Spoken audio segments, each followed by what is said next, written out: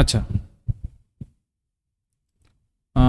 তোমরা একটু সবাই দেখবে আমার স্ক্রিনটা দেখা যাচ্ছে কিনা, একটু আমাকে জানিয়ে দেবে। দেখতে পাচ্ছ সবাই?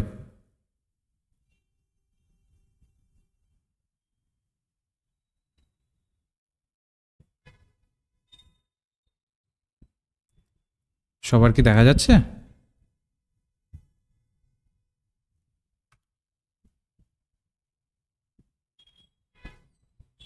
আচ্ছা, আমার আওয়াজটা ওকে ওকে, আসলে তোমরা সবাই চুপচাপ আছো, তাই ঠিক আমি ধরতে পারছি না যে আদৌ তোমরা শুনতে পাচ্ছ কিনা।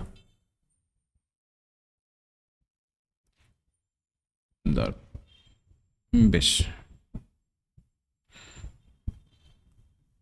ওকে। তো আজকের যেটা আমাদের টপিক সেটি হলো এডুকেশনাল স্টাডিজ। এবার তোমরা ইউনিট 1টা নিশ্চয়ই তোমরা জানো। ইউনিট 1-এ বেসিক্যালি আমাদের ফিলসফিক্যাল অ্যাসপেক্টগুলোকে কেন্দ্র করে টোটাল সিলেবাসটাকে কভার করা, ঠিক আছে? ইউনিট 1-এর যদি তোমরা সিলেবাসটাকে দেখো, সম্পূর্ণটাই ফিলসফিক্যাল অ্যাসপেক্টটাকে কভার করা আছে, অর্থাৎ ফিলসফিকে নিয়েই সম্পূর্ণ ইউনিটটা রয়েছে। এবং সেই জায়গা থেকে যে ধরনের প্রশ্ন আসে, এবার যেটা ক্যান্সেল হয়ে গেল যে পরীক্ষাটা, তোমরা যদি এডুকেশনের সেই পেপারটাকে তোমরা যদি একটু ভালোভাবে লক্ষ্য করেছো, তাহলে তোমরা হয়তো বা দেখেছো যে সেখানে ওই ইউনিট পার্টিকুলার ওই ইউনিটটা থেকে, অর্থাৎ ইউনিট 1টা থেকে, সেখান থেকে কিন্তু তোমার বিভিন্ন ধরনের দর্শন দিয়ে, বিশেষত সাংখ্য দর্শন দিয়েছে, ঠিক আছে? সাংখ্য দর্শন থেকে এসেছে, তারপরে বেদান্ত থেকে এসেছে, তারপর আবার দেখবে আরেকটা জায়গা আছে এপিস্টোমোলজি, সেইগুলো থেকে এসেছে। এবার এপিস্টোমোলজি মূলত কে আনেন, সেই এপিস্টোমোলজি কারা আনেন, সেই জায়গা থেকেও প্রশ্ন এসেছে।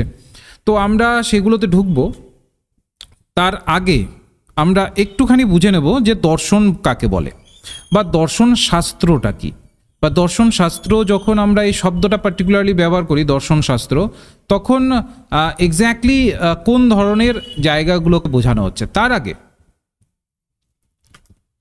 আজকে আমাদের টোটালটাই হচ্ছে একটা ডেমো ক্লাস।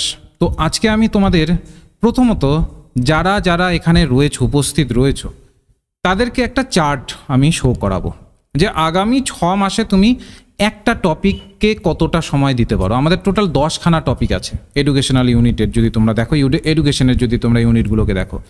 একটা আছে এডুকেশনাল স্টাডি, যেটা ইউনিট 1। মাথায় রাখবে এখানে দর্শন বিষয়ে আছে ঠিকই, কিন্তু 20 দিনের বেশি কিন্তু এখানে সময় দেওয়া যাবে না, নাহলে কিন্তু 6 মাসের মধ্যে তুমি কমপ্লিট করতে পারবে না। লার্নার অ্যান্ড লার্নিং প্রসেস, এইটাকে তোমাকে 20 দিন, এখানেও তোমাকে 20 দিনের মতো দিতে হবে, কারণ আমাদের এডুকেশনের মেইন জায়গাটা তো এখানেই, তাই না? তো ইউনিট 3টাকে আমাদের মোটামুটি 20 দিনের মতো সময় দিতে হবে। ইউনিট 4 যেটা আছে সেটার জন্য আমাদের 15 দিন, অর্থাৎ টিচার এডুকেশন, এটার জন্য আমরা 15 দিন সময় নেব, এই যে আমাদের ইউনিট 4-এর জন্য। আর ইউনিট 5 যেটা আছে কারিকুলাম স্টাডিজ, এটার জন্য আমরা 19 দিন সময় নেব। ইভেন যারা যারা ধরে নাও যে আমাদের ব্যাচে জয়েন করবে, সেই ক্ষেত্রেও এই সেম রুটিনটাই ফলো হবে। আর যদি তুমি সেলফ স্টাডি করছো, তাহলে এই রুটিনটাকে একটুখানি ফলো করার চেষ্টা করবে, প্রত্যেকটাকে একটা নির্দিষ্ট সময়ের মধ্যে কভার করার চেষ্টা করবে। যেমন আমরা এখানে রিসার্চের পার্টটা আছে এডুকেশনের, রিসার্চের পার্টটাকে আমাদের 25 দিন সময় দিতেই হবে, কিছু করার নেই, কারণ রিসার্চের পার্টটাতে অনেক কিছু জায়গা আছে যেগুলো থেকে আমাদের প্রতিনিয়ত প্রশ্ন আসে। এবারও যেমন স্যাম্পলিং থেকে এসেছে, হ্যাঁ, তারপরে এক্সপেরিমেন্টাল রিসার্চ থেকে এসেছে, ভ্যারিয়েবল থেকে এসেছে, হ্যাঁ, তারপরে পজিটিভিজম থেকে এসেছে এবারে। তো সবগুলো মিলিয়ে কিন্তু এখান থেকে অনেক কোশ্চেন থাকে। তো 25টা দিন এটার জন্য আমাদের ডেডিকেটেড করতেই হবে। প্যাডাগজি, অ্যান্ড্রাগজি অ্যান্ড অ্যাসেসমেন্টের জন্য তুমি 19 দিনে এটাকে কমপ্লিট করতে পারো, যদি তোমার সব নোট বানানো থাকে, একদম হাতের কাছে থাকে। আর টেকনোলজি, এটা খুবই ইম্পর্টেন্ট। এডুকেশনাল টেকনোলজি কীভাবে বিস্তার লাভ করছে, এই সেকশনটাতে অনেক কিছু আছে, যেমন সিনক্রোনাস, অ্যাসিনক্রোনাস এসপেক্টগুলো অনেক কিছু আসবে, গভর্নমেন্ট ইনিশিয়েটিভ আসবে। তো এটাকে মিনিমাম তোমাকে, এই টেকনোলজির এসপেক্টটাকে, এটাকে যদি ফুললি কভার করতে চাও, তোমাকে 30 ডেজ এখানে অবশ্যই লাগাতে হবে। আর এডুকেশনাল ম্যানেজমেন্টে এখানে আমাদের টোটাল 20 ধরে নাও যে সময় লাগাতে হবে। আর হিস্ট্রি অ্যান্ড পলিটিক্স যদি আমরা দেখি, এডুকেশন যেটা আমাদের ইউনিট 2-তে আছে, এটা যদি একটু ইনডেপথ পড়ি তাহলে একটু হয়তো বা 10 দিনের বেশি লাগতে পারে, কিন্তু যদি মোটামুটিভাবে কভার করি, হ্যাঁ, যত ধরনের আমাদের হিস্ট্রি আছে আমাদের এডুকেশনকে নিয়ে, তাহলে সেই ক্ষেত্রে 10 দিনের মধ্যে কভার হয়ে যায়। আরেকটা থাকে ইনক্লুসিভ এডুকেশন। ঠিক আছে। ইনক্লুসিভ এডুকেশন থেকে খুব একটা বেশি যে কোশ্চেন হয় এমনটা কিন্তু এখনো পর্যন্ত সেরকম দেখা যায়নি। তুলনামূলকভাবে 1 থেকে 2টো কোশ্চেন ওখান থেকে আমরা প্রতিনিয়ত পেয়ে থাকি। এবার তোমরা যদি বলো স্যার এডুকেশন পেপারে সব থেকে বেশি স্যার তাহলে কোনখানে কোশ্চেন আসছে, তোমরাও দেখবে প্রিভিয়াস ইয়ারের কোশ্চেন দেখবে এই পার্টটা ঠিক আছে, আর তোমাদের এই পার্টটা হ্যাঁ, আর তোমাদের হচ্ছে এই পার্টটা। এখান থেকে এমন কোনো দিন যায়নি বা এমন কোনো বছর যায়নি যে এখান থেকে কোশ্চেন হয়নি, সব বছরই এখান থেকে কোশ্চেন হয়েছে। তো নির্ধারিত ধরে নাও এবারেও এই যে সামনে যে ডিসেম্বর আসছে এগুলোর থেকে তুমি কিন্তু প্রশ্ন পাবে। ইন ডেপথ এগুলোকে কমপ্লিট করবে একদম সঠিকভাবে, তোমার ধারণা যেন ক্লিয়ারিটি থাকে। বিশেষত এটার কিন্তু প্রচুর ইম্পর্টেন্ট এই আমাদের এডুকেশনাল স্টাডিজ, যেটা আজকে আমি তোমাদের পড়াবো। এডুকেশনাল স্টাডিজের জায়গাটাই আজকে আমি পড়াবো, এটা কিন্তু খুবই ইম্পর্টেন্ট। এই 6 মাসকে এই কয়েকটা সেকশনে এই কয়েক দিনে আমি একটা আমার মতো করে তোমাদের দিলাম, যেটা আমাদের ব্যাচটাকে এই যে শুরু হচ্ছে, যে পরশুদিন থেকে যে ব্যাচটা শুরু হচ্ছে আমাদের, এই ব্যাচটাকে আমরা এই কাঠামোতেই সাজিয়েছি, এই কারিকুলামই সাজিয়েছি। ঠিক আছে, এই কয়েকদিন আমরা নেব এবং ঠিক তোমাদের বাংলা ইংলিশ নোট, দু ভাষাতেই নোট, একদম সাজানো নোট এবং মক টেস্ট। দেখবে অন্যান্য ইনস্টিটিউশনে প্রত্যেকটা ইউনিটের বেসিসে মক টেস্ট নেয়, ওটার জন্য আলাদা করে তোমাকে পে করতে হয়। এখানে কোনো নেই, একটা জাস্ট তুমি একটা কোর্সে জয়েন করবে, তারপরেই সমস্ত কিছু তুমি অ্যাক্সেস করা শুরু করতে পারবে। আর প্রতিনিয়ত প্র্যাকটিস সেট পাবে। প্র্যাকটিস সেট মিনস বাংলা ইংলিশে দুভাষা, যেহেতু সেট বাংলায় হয়ে থাকে, প্র্যাকটিস সেট বাংলা ইংলিশ দুভাষাতেই থাকবে, যেটা পিডিএফ ফর্মে পাবে, প্রিন্টও করে নিতে পারবে তোমার ইচ্ছে মতো। নোটসও বাংলা ইংলিশ দু ভাষাতেই থাকবে, যেহেতু তোমাদের সেটে মূলত বাংলায় কোশ্চেন হয়। এবং নেটেও আমরা টার্গেট করছি, কিন্তু বাংলা ইংলিশ ওর জন্যই আমরা দিচ্ছি যেন নেট সেট দুটোরই কাজে আমাদের লাগে। তো তোমারও যদি নিখুঁতভাবে নোট বানানো থাকে তাহলে এগুলোকে এই টাইমের মধ্যে তোমাকে কমপ্লিট করতে হবে। দেখো অলরেডি আমরা অনেকটা সময় পেরিয়ে এসেছি, 6 মাস আমাদের হাতে আছে। 6 মাসকে তুমি যদি 30 ডেজের ভিত্তিতে দেখো, 180টা দিন, জাস্ট 180 দিন তুমি পড়বে নাকি নোট বানাবে নাকি মক টেস্ট কখন দেবে। তো একটু সিকোয়েন্সিয়ালি, একটু স্ট্র্যাটেজিক্যালি যদি ঠিকঠাকভাবে না করো তাহলে কিন্তু সিলেবাস কমপ্লিট করতে পারবে না। এবং স্বাভাবিক পরের বছর আবার হয়তোবা জুনের জন্য তোমাকে পুশ করতে হবে নিজেকে, বা একবারে জুনেতেই যে কোয়ালিফাই করে যাবে এমন তো কোনো কথা নয়। দেখা গেলো পরের শেষে চলে গেল, 2025 ডিসেম্বরে হয়তো বা তুমি তখন ভাবছো। তো একটু ক্ল্যারিটি রাখবে যে তোমার মূলত পাস কি তোমার করা, মানে এখনই কি তোমার একটা টার্গেট আছে কি নেই। যদি থাকে তাহলে সেই হিসেবে এগো। এখনও 180টা দিন আছে, খুব সহজেই কমপ্লিট করতে পারবে, খুব সহজেই পড়তে পারবে। ঠিক আছে, আর আমাদের যদি ছাতার তলায় আসতে চাও আর কি, আমাদের অন্তর্গত হয়ে যদি স্টাডি করতে চাও তাহলে অবশ্যই করতে পারো এইভাবেই। এই যে যা তোমাদের আমি সাজিয়ে দিলাম, এটা তুমি নিজে চাইলেও করতে পারো, আর আমাদের অন্তর্গত হয়েও তুমি করতে পারো। এই পদ্ধতিতেই তো আমরা এগিয়ে নিয়ে যাব। এবং প্রত্যেক সপ্তাহে 100টা করে পার ইউনিটের মক টেস্ট পাবে, প্রত্যেক সপ্তাহে তো পাবি, এবং মাসে মাসে মূলত তোমরা কিন্তু প্র্যাকটিস সেট পাবে 1000-এর কাছাকাছি কোশ্চেনের। ঠিক আছে, তো এতটা নিখুঁতভাবে এটা প্ল্যান করা এবার হয়েছে, তো সেই হিসাবে তোমরা করতে পারো। ওকে, এটা তো গেল যে কতদিন তোমরা সময় লাগাতে পারো। বেশ, যেটা আমাদের আজকের বিষয় সেটা হচ্ছে ইউনিট 1-এর এডুকেশনাল স্টাডিজ। আমি ধরে নেব যে আমার কাছে এই যে তোমরা যারা বাচ্চারা আছো, তোমরা কেউ কিছু জানো না দর্শন সম্পর্কে, যেটা আমি ক্লাসের শুরুতেই তোমাদেরকে বললাম। ঠিক আছে, একটু দাঁড়াও, আমি দেখছি রেকর্ডটা অন করেছি কিনা। ওকে, করেছি। তো যেটা আমি বলছিলাম যে আমি ধরে নেব যে তোমরা যারা বাচ্চারা এখানে জয়েন করেছো, আমি ধরে নেব তোমরা কিচ্ছু জানো না, একদম বেসিক থেকে। ওর জন্য আমি ইউনিট 1 থেকে শুরু করেছি। ঠিক আছে, যখন আমাদের পরশুদিন থেকে ক্লাস শুরু হচ্ছে, খুবই কম খরচে তুমি অন্যান্য ইনস্টিটিউশনে খোঁজ নেবে, আর এখানে তোমরা খোঁজ নেবে হোয়াটসঅ্যাপ করে, দেখবে খুবই কম খরচের মধ্যে তুমি তোমার কোর্সটাকে কমপ্লিট করতে পারবে, খুবই কম খরচের মধ্যে। ঠিক আছে, যেখানে যে ধরনের ফেসিলিটি তুমি পাবে খুবই কম খরচে পাবে। এবং এই জায়গাটাকে করবার জন্য আমাদের অনেক পরিশ্রম করতে হয়। এবার সেই পরিশ্রমের জায়গাটা তোমরা আজকে এই সেকশনে তোমরা দেখতে পারবে। ওকে, যে কিভাবে তোমাদেরকে আমরা তৈরি করব। ঠিক আছে, আমরা তৈরি করে দেব। এবার স্বাভাবিক তোমাদেরকে সেটা নিতে হবে, সেটার জন্য রেগুলার ক্লাস করতে হবে। ওকে, তো আমি ধরে নিচ্ছি যে তুমি ফিলসফির পিও জানো না, তাহলে ফিলসফিকে কিভাবে বুঝবে, বা আমাদের এডুকেশন পারপাসে কিভাবে বুঝবে। এবার এডুকেশন স্টাডিজের যদি তুমি একটু এসপেক্টটাকে দেখো, আমাদের এখানে সাংখ্য দর্শন, যোগ দর্শন, বেদান্ত, বুদ্ধিজম, জৈনিজম, এই কয়েকটি জায়গা থেকে আমাদের কিন্তু বেসিক্যালি একটু বেশি ফোকাস করা হয় পরীক্ষাতে, ঠিক আছে। এছাড়াও আরও আছে, যেমন মূলত আমাদের যেমন দর্শন, ইসলামিক ট্রেডিশনসগুলো থেকেও কিছু আছে আমাদের, তুলনামূলকভাবে সেগুলোর থেকে আমরা একটু কম কোশ্চেন আসতে দেখি, কিন্তু বেশিরভাগ ক্ষেত্রে ফোকাস করতে দেখি সাংখ্য দর্শন। তার প্রমাণস্বরূপ তোমরা নিশ্চয়ই এবারের পরীক্ষায় দেখেছো সাংখ্য দর্শন এবার এসেছে। এবার স্বাভাবিক আমাদের মনে একটা প্রশ্ন, প্রথম যে প্রশ্ন দানা বাঁধা উচিত যে ফিলসফি কি। আমি তোমরা এ যাবৎ যেই স্যারের কাছেই শুনেছো, যেই স্যারের কাছেই পড়েছো, তারটাকে একটু সাইডে রেখে আমার কথাটাকে আজকে একটু ফলো করো।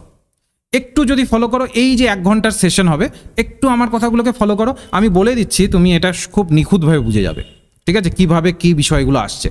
তো একটু জাস্ট মাথায় রাখো ফিলসফি কি। দেখো, যদি আমরা ফিলসফির মানেটাকে খুঁজতে যাই, তাহলে আমরা দেখব ফিলো আর সোফিয়া এই দুটো মানে থেকে এসেছে, ঠিক আছে।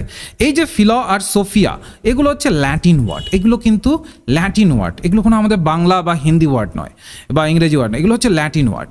এবার ফিলো এবং সোফিয়া অর্থাৎ লাভ প্লাস উইজডম মানে কি, মানে জ্ঞান বা প্রজ্ঞার প্রতি ভালোবাসা, ঠিক আছে, জ্ঞান বা প্রজ্ঞার প্রতি ভালোবাসা, গ্রিক শব্দ এগুলো সব, ঠিক আছে। ফিলস এবং অর্থাৎ এটার বেসিক্যালি ভালোবাসা, এবং সোফিয়া এটা হচ্ছে মূলত জ্ঞান থেকে যেটা কিনা আমরা পেয়ে থাকি। তো ফিলসফি হচ্ছে আমরা যখন কোনো একটা জ্ঞানের প্রতি আমাদের যখন একটা গভীর আগ্রহ বা অনুসন্ধান এই ধরনের জায়গা তৈরি হয়, সেইটাকেই আমরা ফিলসফি বলি।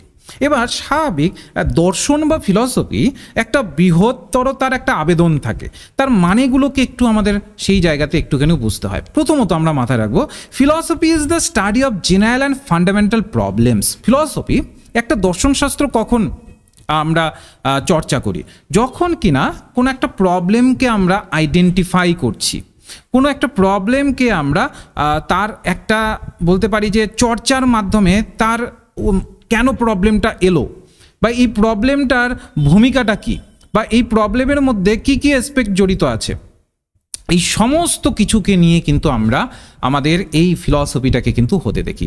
এখানে বেসিক্যালি একটা প্রশ্ন সবসময় মাথায় ফিলসফির ভিত্তিতে আসে, এক্সিস্টেন্স, অস্তিত্ব। কোনো একটা প্রবলেম নিয়ে আমরা কাজ করছি, ধরে নিচ্ছি যে আমাদের একটা প্রবলেম দেখা দিচ্ছে যে একটা এডুকেশনের এখনকার দিনে যদি আমরা বিভিন্ন ধরনের কলেজ এডুকেশনের দেখি যে স্টুডেন্ট সংখ্যা দিন দিন কমে যাচ্ছে, এটা একটা আমি উদাহরণ দিলাম, ঠিক আছে। এবার এর দার্শনিকভাবে বা ফিলসফিক্যাল এসপেক্টে আমি কি দেখব, এর এক্সিস্টেন্সটা আছে, ঠিক আছে, আমি দেখছি যে কলেজে স্টুডেন্ট কমে যাচ্ছে, এবার এর রিজনটা কি, এই যে এক্সিস্টেন্সটা আসলো এর কারণটা কি, হ্যাঁ, এটার কারণটা কি, এর কি ধরনের বিষয়গুলো ছড়িয়ে ছিটিয়ে আছে, এবং তার ভেতর থেকে আমি একদম ডিগিং করে, মানে একদম গভীর থেকে গভীরতর জায়গা থেকে একটা তথ্যকে আমি নিয়ে আসার চেষ্টা করব বা জ্ঞানটাকে আহরণ করবার চেষ্টা করব। বলছি philosophy is the rational attempt to formulate, understand and answer fundamental question. Philosophy মূলত বাস্তবিক দৃষ্টিভঙ্গিতে একটা প্রবলেমকে যেমন ফর্মুলেট করে, তার মানে প্রবলেমের নানা রকমভাবে সলিউশনসগুলোকে বুঝতে বা প্রবলেমকে বুঝতে আমাদের ভেতরে যে ধরনের প্রশ্ন ওঠে সেই প্রশ্নের উত্তরগুলো দিতে কিন্তু ফিলসফি সাহায্য করে। তাহলে এই পয়েন্টটার ভিত্তিতে আমরা কি বুঝলাম, মিনিং অফ ফিলসফিতে আমরা কি বুঝলাম? মিনিং অফ ফিলসফিতে আমি ধরে নিচ্ছি তোমরা কেউ জানতে না কিছু, তাহলে একটা জাস্ট সাদা পাতার মতো তোমরা একদম আজকে এখানে দাঁড়িয়ে আছো, জাস্ট এইটুকু মাথায় রাখো যে ফিলসফি বলতে একটা মানে বোঝায় যে আমরা যখন কোনো একটা প্রবলেম সম্পর্কে বা কোনো একটা বিষয় সম্পর্কে তার ভ্যালুসটা বা তার রিজনটা, হ্যাঁ, তার সম্পর্কে জ্ঞানটাকে আহরণ করি, এবং জ্ঞানটাকে আহরণ করে যে ধরনের আমার প্রশ্ন যাচ্ছে মনের মধ্যে সেই প্রশ্নের আমি উত্তর দেওয়ার চেষ্টা করি। এবার ক্যারেক্টারিস্টিক্স আমরা ঢুকে যাব। Philosophy is related with the knowledge of reality. Philosophy কিসের সাথে রিলেট করে? নলেজ অফ রিয়ালিটির সাথে, ঠিক আছে। যে বাস্তবিক যে জ্ঞানটা আছে, যে বাস্তবতা আছে, সেটার সম্পর্কে আমার প্রপার নলেজকে কিন্তু ফিলসফি রিপ্রেজেন্ট করে। Philosophy helps to all the finding the truth. বলেছে এখানে ফিলসফি সবসময় সত্যের একটা অনুসন্ধানে কিন্তু সবসময় সাহায্য করে। Philosophy may be conservative, traditional, flexible in nature. Philosophy conservative হতে পারে, যেমন ধরে নাও আমরা একটা পূর্বের ভাবধারণা অনুসারে আমরা চলছি, সেই রকম একটা ফিলসফি হতে পারে। ট্রেডিশনাল হতে পারে, যেভাবে আমরা ভাবতে শিখেছি সেরকম হতে পারে। ফ্লেক্সিবল হতে পারে, যে আমরা এক এক সময় এক এক রকমভাবে ভাবছি, এটা হচ্ছে ফ্লেক্সিবিলিটি। পরীক্ষায় আসতে পারে। বা ফিলসফির প্রেক্ষিতে ফিলসফি কি কনজারভেটিভ হতে পারে তার নিয়ে হয়তো বা অ্যাজারশন রিজন দিয়ে তোমাকে কিছু প্রশ্ন দিয়ে দিল। তো এই সম্পর্কে আমরা একদম সঠিক ধারণা যেন আমাদের থাকে। বলেছে the idea of philosophy are relevant and meaningful. বলেছে যে আমাদের আইডিয়াস যা থাকবে ফিলসফি, অবশ্যই সেগুলো যেন রিলেভেন্ট হয়। রিলেভেন্ট কাকে বলি? আমরা যদি বলি রেলেভেন্ট, কারো আইডিয়া আছে আমরা রেলেভেন্ট কাকে বলি? কেউ বলতে পারবে? রেলেভেন্ট অর্থে আমরা কি বুঝি, কেউ বলতে পারবে? আমরা যদি বলি রেলেভেন্ট অর্থে কি বুঝি? যদি না জানা থাকে মাথায় রাখো, রেলেভেন্ট অর্থে বোঝায় যে কতটা বাস্তবের সাথে সেটা সামঞ্জস্যপূর্ণ আছে। যেমন আমি ধরে নাও এখন একটা গ্লোবাল ওয়ার্মিংয়ের একটা বড় থ্রেড আছে, এবার আমি একটা রিসার্চ করছি গ্লোবাল ওয়ার্মিংয়ের ওপরই, তার মানে আমার রিসার্চটা এখনকার সময়ের প্রেক্ষিতে কিন্তু রেলেভেন্ট। বুঝতে পারলে তো? তো ফিলসফির যে আইডিয়াসগুলো থাকে সেটা রেলেভেন্ট থাকে এবং মিনিংফুল থাকে। অর্থাৎ সেটা আমি এমন বলতে পারবো না যে একটা আকাশ কুসুম একটা ধারণাকে জাস্ট নিয়ে আসা হয়েছে। না, আকাশ কুসুম ধারণাকে নিয়ে আসা হয়নি, বরঞ্চ এই আকাশ কুসুম ধারণা থেকে সরে এসে একদম রেলেভেন্সিটাকে রক্ষা করে একদম গভীর থেকে গভীরতর অর্থটাকে নিয়ে আসার চেষ্টা করা হয়েছে। Philosophy deals with the nature of reality. বাস্তবে কী ধরনের আছে, বাস্তবে তার এক্সিস্টেন্স কতটা আছে, বাস্তবে তার রিয়াল সিনারিওতে তাকে আমরা কিভাবে দেখছি, সেটার সাথে ফিলসফি কিন্তু মূলত সব সময় কথা বলে। Philosophy is that which find out different sense forget the way of knowledge. Philosophy সব সময় ফাইন্ড আউট করে ডিফারেন্ট সেন্সের ভিত্তিতে যে আমরা নলেজকে কিভাবে পেতে পারি, কতভাবে পেতে পারি। ফিলসফি কিন্তু সেই সব প্রশ্নের উত্তর দেয়। Philosophy is that which is always dynamic. মাথায় রাখবো আমরা, পরীক্ষাতে এটা দিলেই কিন্তু তোমরা ঘোল খেয়ে যাবে যে এটা ডাইনামিক কিনা। এবার ডাইনামিক মানে কি, কে বলতে পারবে আমাকে? এখানে চেষ্টা করো সবাই। ডাইনামিক মানে কি? গতিশীল। গুড। ডাইনামিক মানে হচ্ছে গতিশীল। ওকে, তার মানে আমরা বুঝবো যে ফিলসফি সবসময় একটা ডাইনামিক অ্যাপ্রোচে কাজ করবে। ঠিক আছে, একটা নির্দিষ্ট জাস্ট একটা সংক্ষিপ্ত ধারণার মধ্যেই আবদ্ধ থাকবে না। ঠিক আছে, ধরে নিচ্ছি কিছু কিছু বিষয়কে হয়তোবা আরও ইন ডিটেল জানতে হবে, ফিলসফি সেই জায়গাটাকে জানতে আমাদের সহায়তা করবে। যখন যেভাবে যে বিষয়কে জানা উচিত ফিলসফি তখন সেইভাবে সেই বিষয়কে জানতে আমাদের সহায়তা করবে। Philosophy provided different direction and modification of behaviour. বলে যে ফিলসফি আমাদেরকে একটা রীতিমতো একটা ডিফারেন্ট বলতে পারি ডিরেকশন দেয়, সঠিক একটা পথ দেয় আমাদের বিহেভিয়ারকে মডিফাই করবার জন্য একটা সঠিক পথ দেয় আমাদের ফিলসফি, যে এইভাবে এই বিহেভিয়ারটাকে এইভাবে কাজে লাগানো যেতে পারে। ঠিক আছে, এবং সেই জায়গাটাতে বেস করে আমরা অনেক ধরনের প্রশ্নের উত্তর কিন্তু সহজেই পেয়ে যাই। বলছে দ্য রিলেশনশিপ বিটুইন আত্মা অ্যান্ড পরাত্মা can be possible only the process of philosophy. এবার দেখো, আমরা আত্ম বলি আর যেটা আমাদের আরেকটা থাকে পরাত্মা বা পরাত্ম, যদি আমরা এটাকে ধরে থাকি, তো রিলেশনশিপ এই ফিলসফি কিন্তু এই আমাদের আত্মিকতা এবং তার বাইরের যে এসপেক্টগুলো আছে সেগুলোর সাথে কিন্তু আমাদের সাথে একটা সম্পর্ক তৈরি করতে এবং সেই প্রসেসটাকে বুঝতে কিন্তু আমাদের সহায়তা করে। বলছি it is deal with the process of conceptualism. তো কনসেপচুয়ালিজম কি, যে বিষয়টা সম্পর্কে আমাদের তার ধারণা তৈরি হচ্ছে। কনসেপচুয়াল রিসার্চ নিশ্চয়ই তোমরা পড়েছো, যদি না পড়ে থাকো অবশ্যই পড়ে নেবে। কনসেপচুয়াল রিসার্চটা কারা ব্যবহার করেন? যারা থিঙ্কাররা আছেন। হ্যাঁ, যারা থিঙ্কাররা আছেন তারা একটা বিষয়কে নিয়ে অনেকক্ষণ সময় ব্যতীত করেন বা অনেকটা সময়কে ব্যবহার করেন। তো বেসিক্যালি ফিলসফিও কিন্তু সেই ধরনের কনসেপচুয়ালাইজেশনের ওপর ভিত্তি দিয়ে চলে, অর্থাৎ একটা ধারণাকে বেস করে তার একদম ভেতরে থাকা সত্যকে উদ্ঘাটন করার ওপরে কিন্তু সম্পূর্ণটাই গুরুত্ব দেয়। দেখো এখানে আমি যা দিলাম, যা আমি এখানে প্রসেস তোমাদের দিলাম, এই যে যতগুলো পয়েন্ট দিলাম, 10খানা পয়েন্ট দিলাম, 10খানা পয়েন্টের মধ্যেই কিন্তু তোমাদের প্রশ্ন লুকিয়ে থাকবে পরীক্ষাতে। আমি তোমাকে বলছি এই 10খানা পয়েন্টের মধ্যেই তোমাদের প্রশ্ন লুকিয়ে থাকবে। হয়তো বা একদম ডিরেক্টলি একদম হুবহু যেরকম আমি পয়েন্ট দিয়েছি এরকম তুলে দিল না, কিন্তু ওই রকমই সমার্থক শব্দ ব্যবহার করে তোমাকে পরীক্ষায় প্রশ্ন দেবে। তো ফিলসফির ক্যারেক্টারিস্টিক্স সম্পর্কে শুদ্ধ অশুদ্ধতে যদি আমাদের দিয়ে দেয়, আমরা যেন একটু সচেতন থাকি। ওকে, এবার আমরা ফিলসফির ক্যারেক্টারিস্টিক্স বুঝে গেলাম, ফিলসফি কি সেই সম্পর্কে আমাদের একটা ধারণা হয়ে গেল। এবার আমরা ফিলসফির ব্রাঞ্চেসগুলোতে ঢুকবো। ফিলসফির ব্রাঞ্চেসগুলো কী কী? ব্রাঞ্চেস মানে কি শাখা থাকে না, যেমন গাছের ডালের যেমন শাখা প্রশাখা থাকে, তেমনি ফিলসফিরও মূলত ব্রাঞ্চেস আছে। একটা হচ্ছে মেটাফিজিক্স, একটা হচ্ছে এপিস্টেমোলজি, একটা হচ্ছে এক্সিওলজি। কি বললাম আমি? একটা হচ্ছে মেটাফিজিক্স, একটা হচ্ছে এপিস্টেমোলজি, আর একটা হচ্ছে এক্সিওলজি। এবার হোয়াট ইজ মেটাফিজিক্স?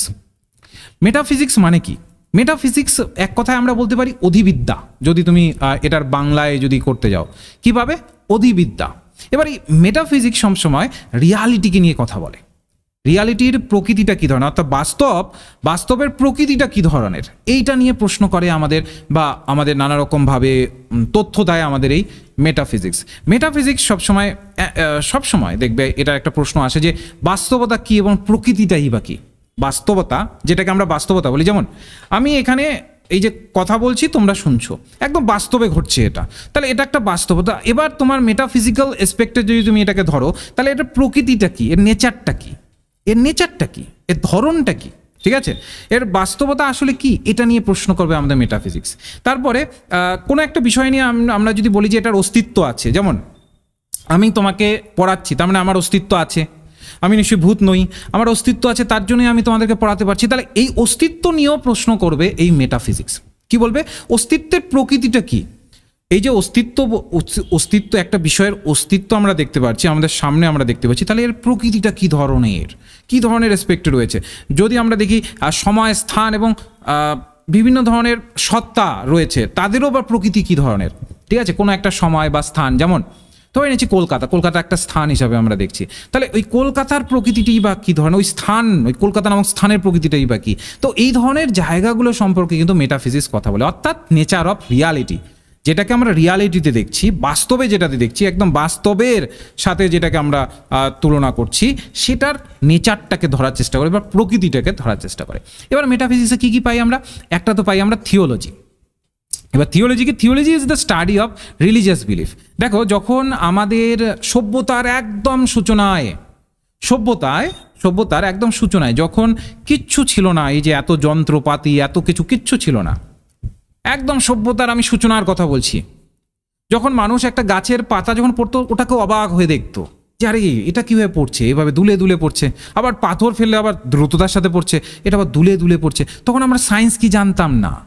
থিওলজিতে বেসিক্যালি ধরা হয় যা কিছু করছেন ভগবান করছেন, বা আল্লাহ বা গড যিনি আছেন তিনিই মূলত করছেন। তো থিওলজিতে এটা রিলিজিয়াস বিলিফের ওপরে স্টাডি করা, এটাও মেটাফিজিক্সে কিন্তু অন্তর্ভুক্ত। অন্টোলজিতে কি বলে?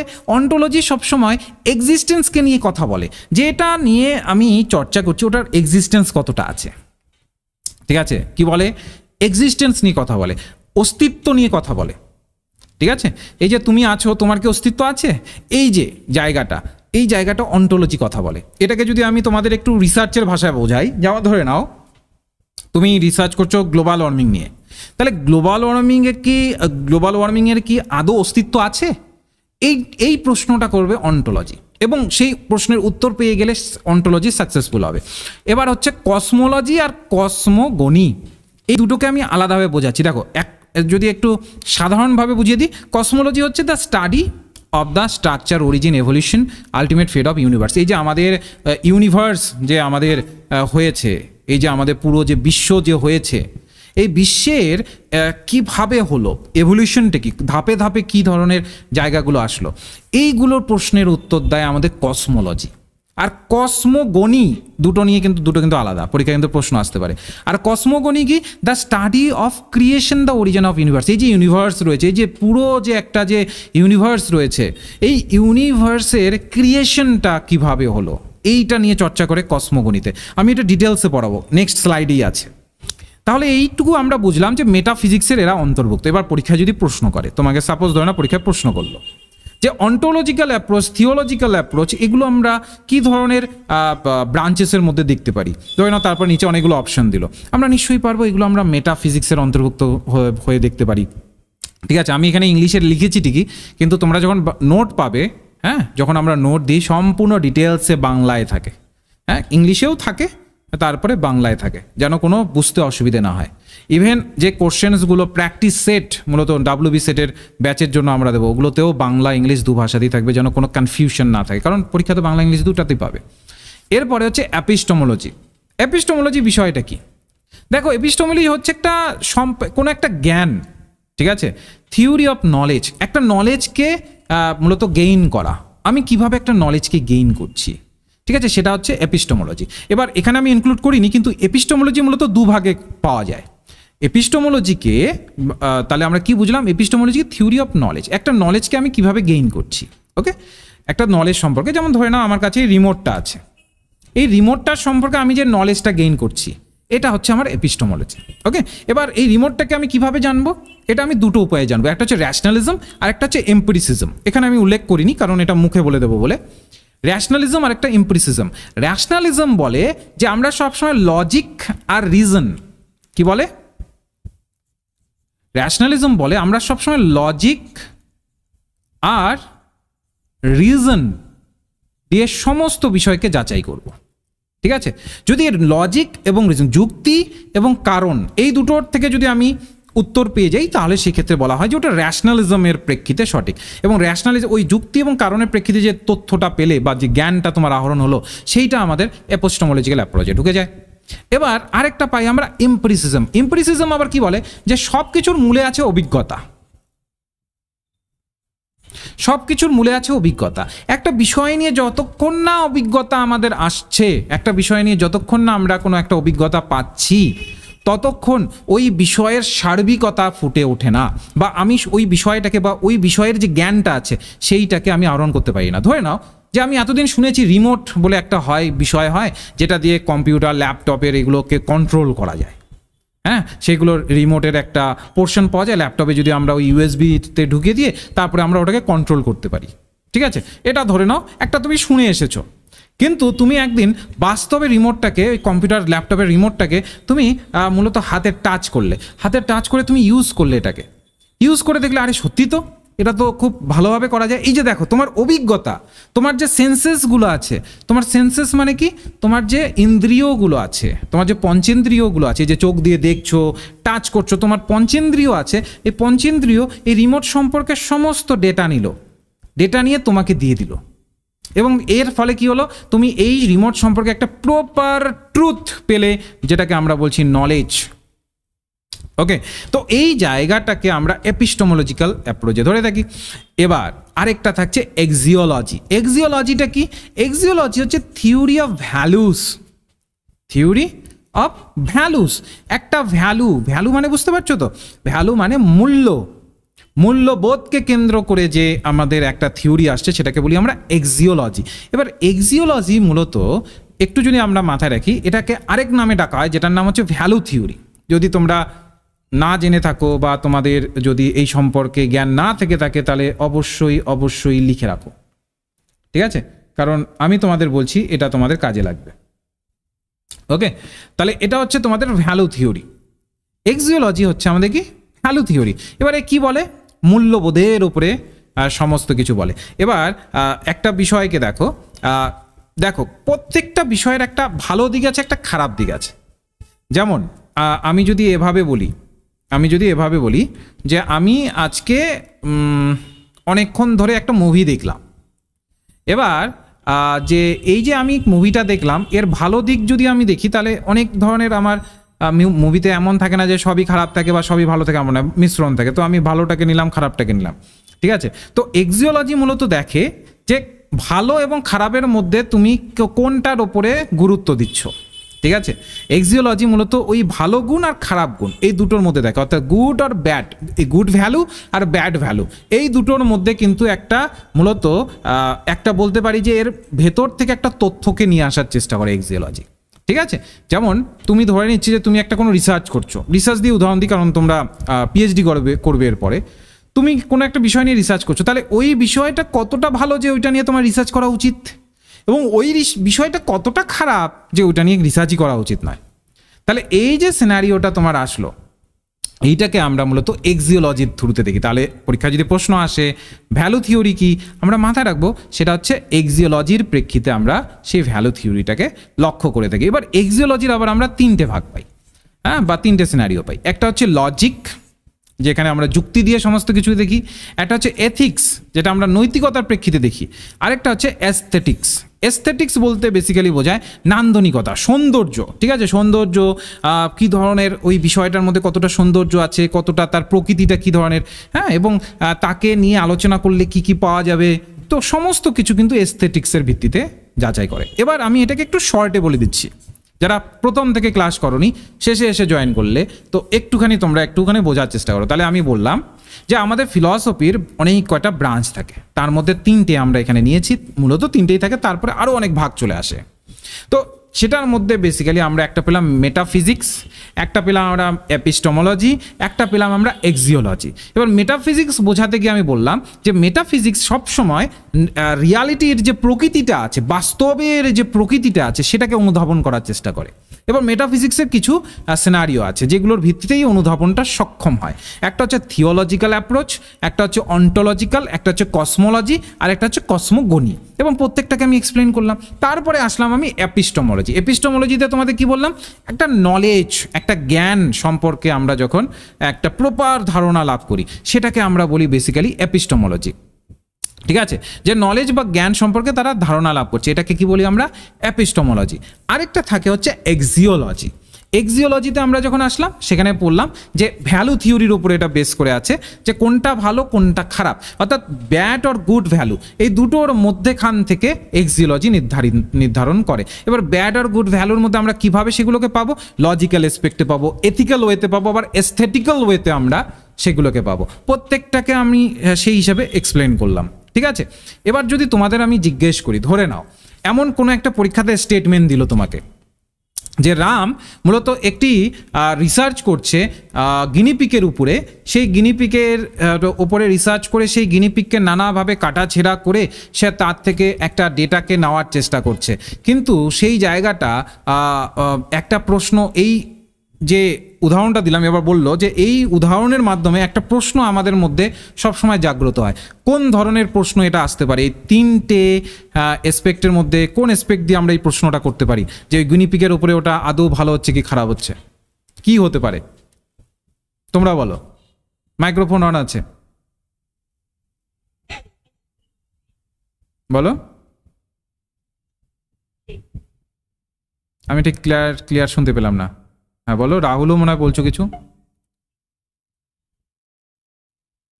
ওকে, তো আমরা মাথায় রাখবো এক্সিওলজি, গুড। তো এটা কিন্তু টোটালটাই চলে আসছে আমাদের এক্সিওলজিক্যাল পয়েন্ট অফ ভিউতে।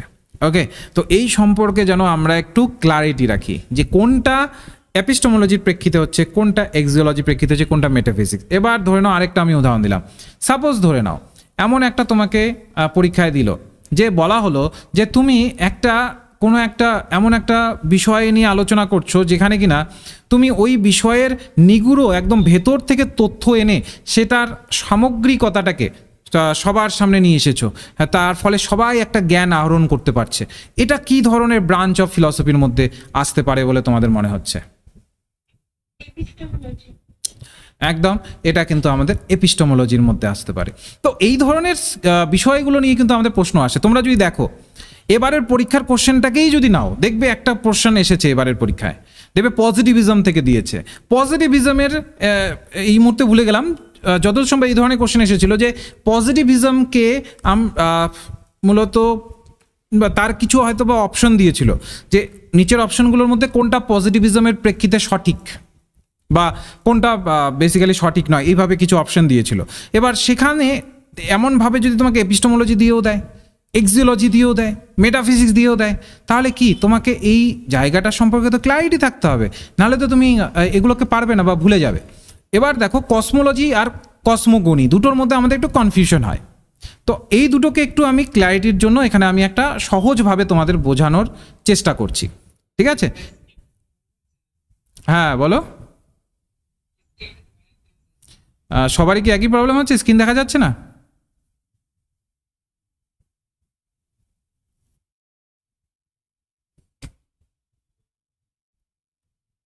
বললাম যে সবারই কি একই প্রবলেম হচ্ছে, স্ক্রিন দেখা যাচ্ছে না নাকি? ওকে ওকে, তাহলে তাহলে ওখানে কে যেন বলছো, আয়াত, হ্যাঁ আরিফ আরিফ আরিফ, তাহলে একটু ভালো নেটওয়ার্ক এরিয়াতে যাও, তোমার ওখানে হয়তো নেটওয়ার্ক এরিয়া শুরু হয়েছে। ঠিক আছে, তো যেটা আমরা পড়ছিলাম, এরপরে আমরা পড়বো কসমোলজি। এবার হোয়াট ইজ কসমোলজি? কসমোলজি বিষয়টা কি? বলছে কসমোলজি হলো মহাবিশ্বের গঠন, কাঠামো, বিবর্তন এবং মূল প্রকৃতি নিয়ে যখন আমরা গবেষণা করি। তাহলে কসমোলজি নিয়ে যদি পরীক্ষা প্রশ্ন আসে তো আমরা মাথা রাখবো টোটাল মহাবিশ্বের যখন আমরা গঠন, কাঠামো, এর বিবর্তনটা কিভাবে হলো সেইটা নিয়ে যখন আমরা একটা গবেষণা করি বা সেটা নিয়ে নানাভাবে চর্চা করি, সেটা হচ্ছে আমাদের কসমোলজি।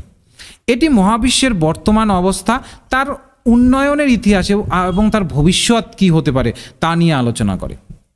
ঠিক আছে, এই মহাবিশ্বের ভবিষ্যৎ পরবর্তীকালে কি হতে পারে সেই বিষয় নিয়ে আলোচনা করতে পারে। যেমন কসমোলজির প্রেক্ষিতে আমরা যে ধরনের প্রশ্ন করে থাকি, মহাবিশ্ব কিভাবে গঠিত, মহাবিশ্বের বিভিন্ন উপাদান কি কি, মহাবিশ্বের বয়স কত, মহাবিশ্বের ভবিষ্যৎ কি হতে পারে, এই সমস্ত কিছু কিন্তু কসমোলজিক্যাল অ্যাপ্রোচের মাধ্যমে আমরা দেখার চেষ্টা করি। ঠিক আছে, অর্থাৎ আমাদের ইউনিভার্স বা মহাবিশ্বকে নিয়ে নানা ধরনের প্রশ্ন এই কসমোলজিক্যাল অ্যাপ্রোচে আমরা দেখি। এবার এখান থেকেও একটা প্রশ্ন করতে পারে যে কসমোলজি বেসিক্যালি কোন ব্রাঞ্চ অফ ফিলসফির থেকে আমরা পাই, বলো তো? মেটাফিজিক্স। গুড, তো এই জায়গাগুলো আমরা মাথায় রাখবো। এরপরে হচ্ছে কসমোগনি। What is কসমোগনি? মানে হচ্ছে মহাবিশ্বের উৎপত্তি নিয়ে গবেষণা। এবার দেখো মহাবিশ্বের এখানে গঠন নিয়ে গবেষণা হচ্ছে এবং বিবর্তন নিয়ে হচ্ছে কসমোলজিতে, আর এখানে কসমোগনিতে উৎপত্তি নিয়ে গবেষণা হচ্ছে। গুলিয়ে ফেলবে না, দুটোই একই জিনিস নয়। ঠিক আছে, বলছে এটি মহাবিশ্ব কিভাবে এবং কখন শুরু হয়েছে তা বোঝার চেষ্টা করে। একটা ধরে নাও মহাবিশ্ব কিভাবে শুরু হলো এবং কখন শুরু হয়েছে তার একদম উৎপত্তিটাকে উৎপত্তিটাকে দেখার চেষ্টা করে। এবার এটা বলে মহাবিশ্বের সৃষ্টির প্রাথমিক ঘটনা কি, মহাবিশ্ব যে সৃষ্টি হয়েছে তার প্রাথমিক ঘটনাটা কি ছিল। যেমন আমরা সবাই জানি বিগ ব্যাং বলে একটা থিওরি আছে, যে একটা নাকি প্রচুর পরিমাণে একটা বলবো যে একটা বিস্ফোরণ হয়েছে, তারপর নাকি আস্তে আস্তে আস্তে আস্তে নাকি সেটা মহাবিশ্ব বা স্পেস আমাদের এখন নাকি আমরা দেখতে পারি। আবার আরেকটা থিওরি বলে যে এখনও নাকি স্পেস নাকি এখনও নাকি আরও বেশি পরিমাণে ছড়িয়ে যাচ্ছে, ওই বিগ ব্যাংয়ের ফলে স্পেস যে ছড়ানো শুরু হয়েছে সেটা নাকি এখনও ছড়িয়ে যাচ্ছে। তো যাই হোক, তো যেই থিওরিটাই হোক না কেন, তো ধরে নাও আমরা এই ভিত্তিতে আমরা এর উৎপত্তিটাকে নিয়ে আলোচনা করব, যে এই মহাবিশ্বটা এলো কোথা থেকে বা এর উৎপত্তিটা কোথা থেকে এলো, এই সৃষ্টির প্রক্রিয়াটা কি ছিল। এই জায়গাগুলো কসমোগনি, এগুলো নিয়ে যখন আমরা চর্চা করি কসমোগনি বলি আমরা। দুটোর মধ্যে আমরা ডিফারেন্স ধরতে পারলাম, এই জায়গাগুলো খুব ভালোভাবে মাথায় রাখবো আমরা। এবার আমরা যদি যেগুলো আমরা বেসিক্যালি একটু আগেই তোমাদের আমি ডিটেলসে যেগুলো পড়ালাম ওখানেই আমি লিখিত আকারে রেখেছি, যে এপিস্টেমোলজি, মেটাফিজিক্স আর এক্সিওলজি। এপিস্টেমোলজিতে আমরা দেখলাম যে বেসিক্যালি একটা আমরা নলেজকে খোঁজার চেষ্টা করি, যেমনটা আমি এই যে রিমোটের উদাহরণ দিয়ে তোমাদের বললাম, এটা সম্পর্কে তুমি একটা নলেজ খোঁজার চেষ্টা করছো। ঠিক আছে, এবং এই যে নলেজ খোঁজার চেষ্টা, ভালোভাবে শোনো, এই যে নলেজকে যে আমরা ক্রমশ খুঁজে চলেছি, এই নলেজটাকে জাস্ট সারফেস এরিয়া থেকে আমরা খুঁজি না, একদম তার ইনডেপথ থেকে, তার ক্রিটিক্যাল একদম ইনডেপথ থেকে, তার ভেতর থেকে নলেজটাকে নিয়ে আসার চেষ্টা করি। ঠিক আছে, এবং সব থেকে বড় কথা হচ্ছে এই সমস্ত কিছুতে আমরা নলেজের ভ্যালিডিটিটাকে রক্ষা করার চেষ্টা করি। ভ্যালিডিটি মানে কি? বৈধতা, যে নলেজটা কতটা ঠিক, সেই জায়গাটা কিন্তু এপিস্টেমোলজির ভিত্তিতে কিন্তু ধরার চেষ্টা করা হয়। এবার তোমাদের আমি বললাম কিভাবে ধরার চেষ্টা হয়। দুটো উপায় আছে, একটা র্যাশনালিজম, আরেকটা কি? আরেকটা কি? একদম এমপ্রিসিজম। র্যাশনালিজমে কি বললাম আমি? র্যাশনালিজমে আমরা কি দিয়ে বিষয়গুলোকে দেখার চেষ্টা করি? গুড, লজিক আর রিজন দিয়ে। আর আমরা এমপ্রিসিজমে কি দিয়ে দেখার চেষ্টা করি? এক্সপিরিয়েন্স বা অভিজ্ঞতা। ঠিক আছে, তো এই জায়গাগুলো আমরা ক্ল্যারিটি রাখবো। এবার মেটাফিজিক্স তো অবশ্যই, এটা বেসিক্যালি রিয়ালিটিকে নিয়ে, আমরা একটু আগেই পড়লাম যে রিয়ালিটিকে নিয়ে সবসময় কথা বলে। ঠিক আছে, মেটাফিজিক্স সবসময় রিয়ালিটি নিয়ে কথা বলে, যে বাস্তবতা কী বা এর প্রকৃতিটিই বা কী, অস্তিত্ব কী। ঠিক আছে, যদি গড থেকে থাকেন তাহলে গডের বা ভগবানের ক্রিয়েশনের যে অ্যাসপেক্টগুলো আছে সেটাই বা কী, এই সমস্ত কিছু নিয়ে কিন্তু এখানে চর্চা করা হয়ে থাকে, অর্থাৎ এই মেটাফিজিক্যাল এসপেক্টে কিন্তু এগুলোকে আমরা দেখে থাকি। এরপরে যদি আমরা দেখি এক্সিওলজি, যেটা আমরা দেখলাম এক্সিওলজি আমরা যেটাকে বললাম ভ্যালু থিওরি, সেটা আমরা এথিক্সের প্রেক্ষিতে আমরা দেখব, হ্যাঁ, যে সেটা বেসিক্যালি সঠিক কিনা ভুল। তারপরে হচ্ছে এস্থেটিক্সের প্রেক্ষিতে দেখব যে এটার মধ্যে criteria nature and criteria beauty, অর্থাৎ এই যে বিষয়টা আছে নান্দনিকতাটা কি, সৌন্দর্যটা কি। তারপরে লজিক, অর্থাৎ একদম ট্রুথটা, অর্থাৎ একদম সত্যটাকে আমরা নিয়ে আসার চেষ্টা করব যুক্তি তর্কের মাধ্যমে। ওকে, এই হচ্ছে মেইন ব্রাঞ্চ অফ ফিলসফি। এবার যদি আমরা আসি বেসিক্যালি আমাদের ইন্ডিয়ান ফিলসফির যদি সময়কালকে আমরা একটু দেখি, একটা ছিল ভেদিক পিরিয়ড, ঠিক আছে, ভেদিক পিরিয়ড যেটা কিনা 2500 বিসি থেকে 600 বিসি পর্যন্ত এটা ধরা হয়। আর এপিক পিরিয়ড যেটা মূলত 600 থেকে 200 এডির মধ্যে ধরা হয়, 600 বিসি থেকে 200 এডির মধ্যে ধরা হয়। একটা আছে হচ্ছে সূত্র পিরিয়ড, যেটা কিনা মূলত 200 এডি থেকে 600 এডির মধ্যে ধরা হয়। আরেকটা থেকে স্কলারলি পিরিয়ড, যেটা 600 এডি থেকে 1700 এডির মধ্যে ধরা হয়। আর আরেকটা হচ্ছে মডার্ন পিরিয়ড, যেটা কিনা 1700 থেকে এখনকার পর্যায়ে আছে।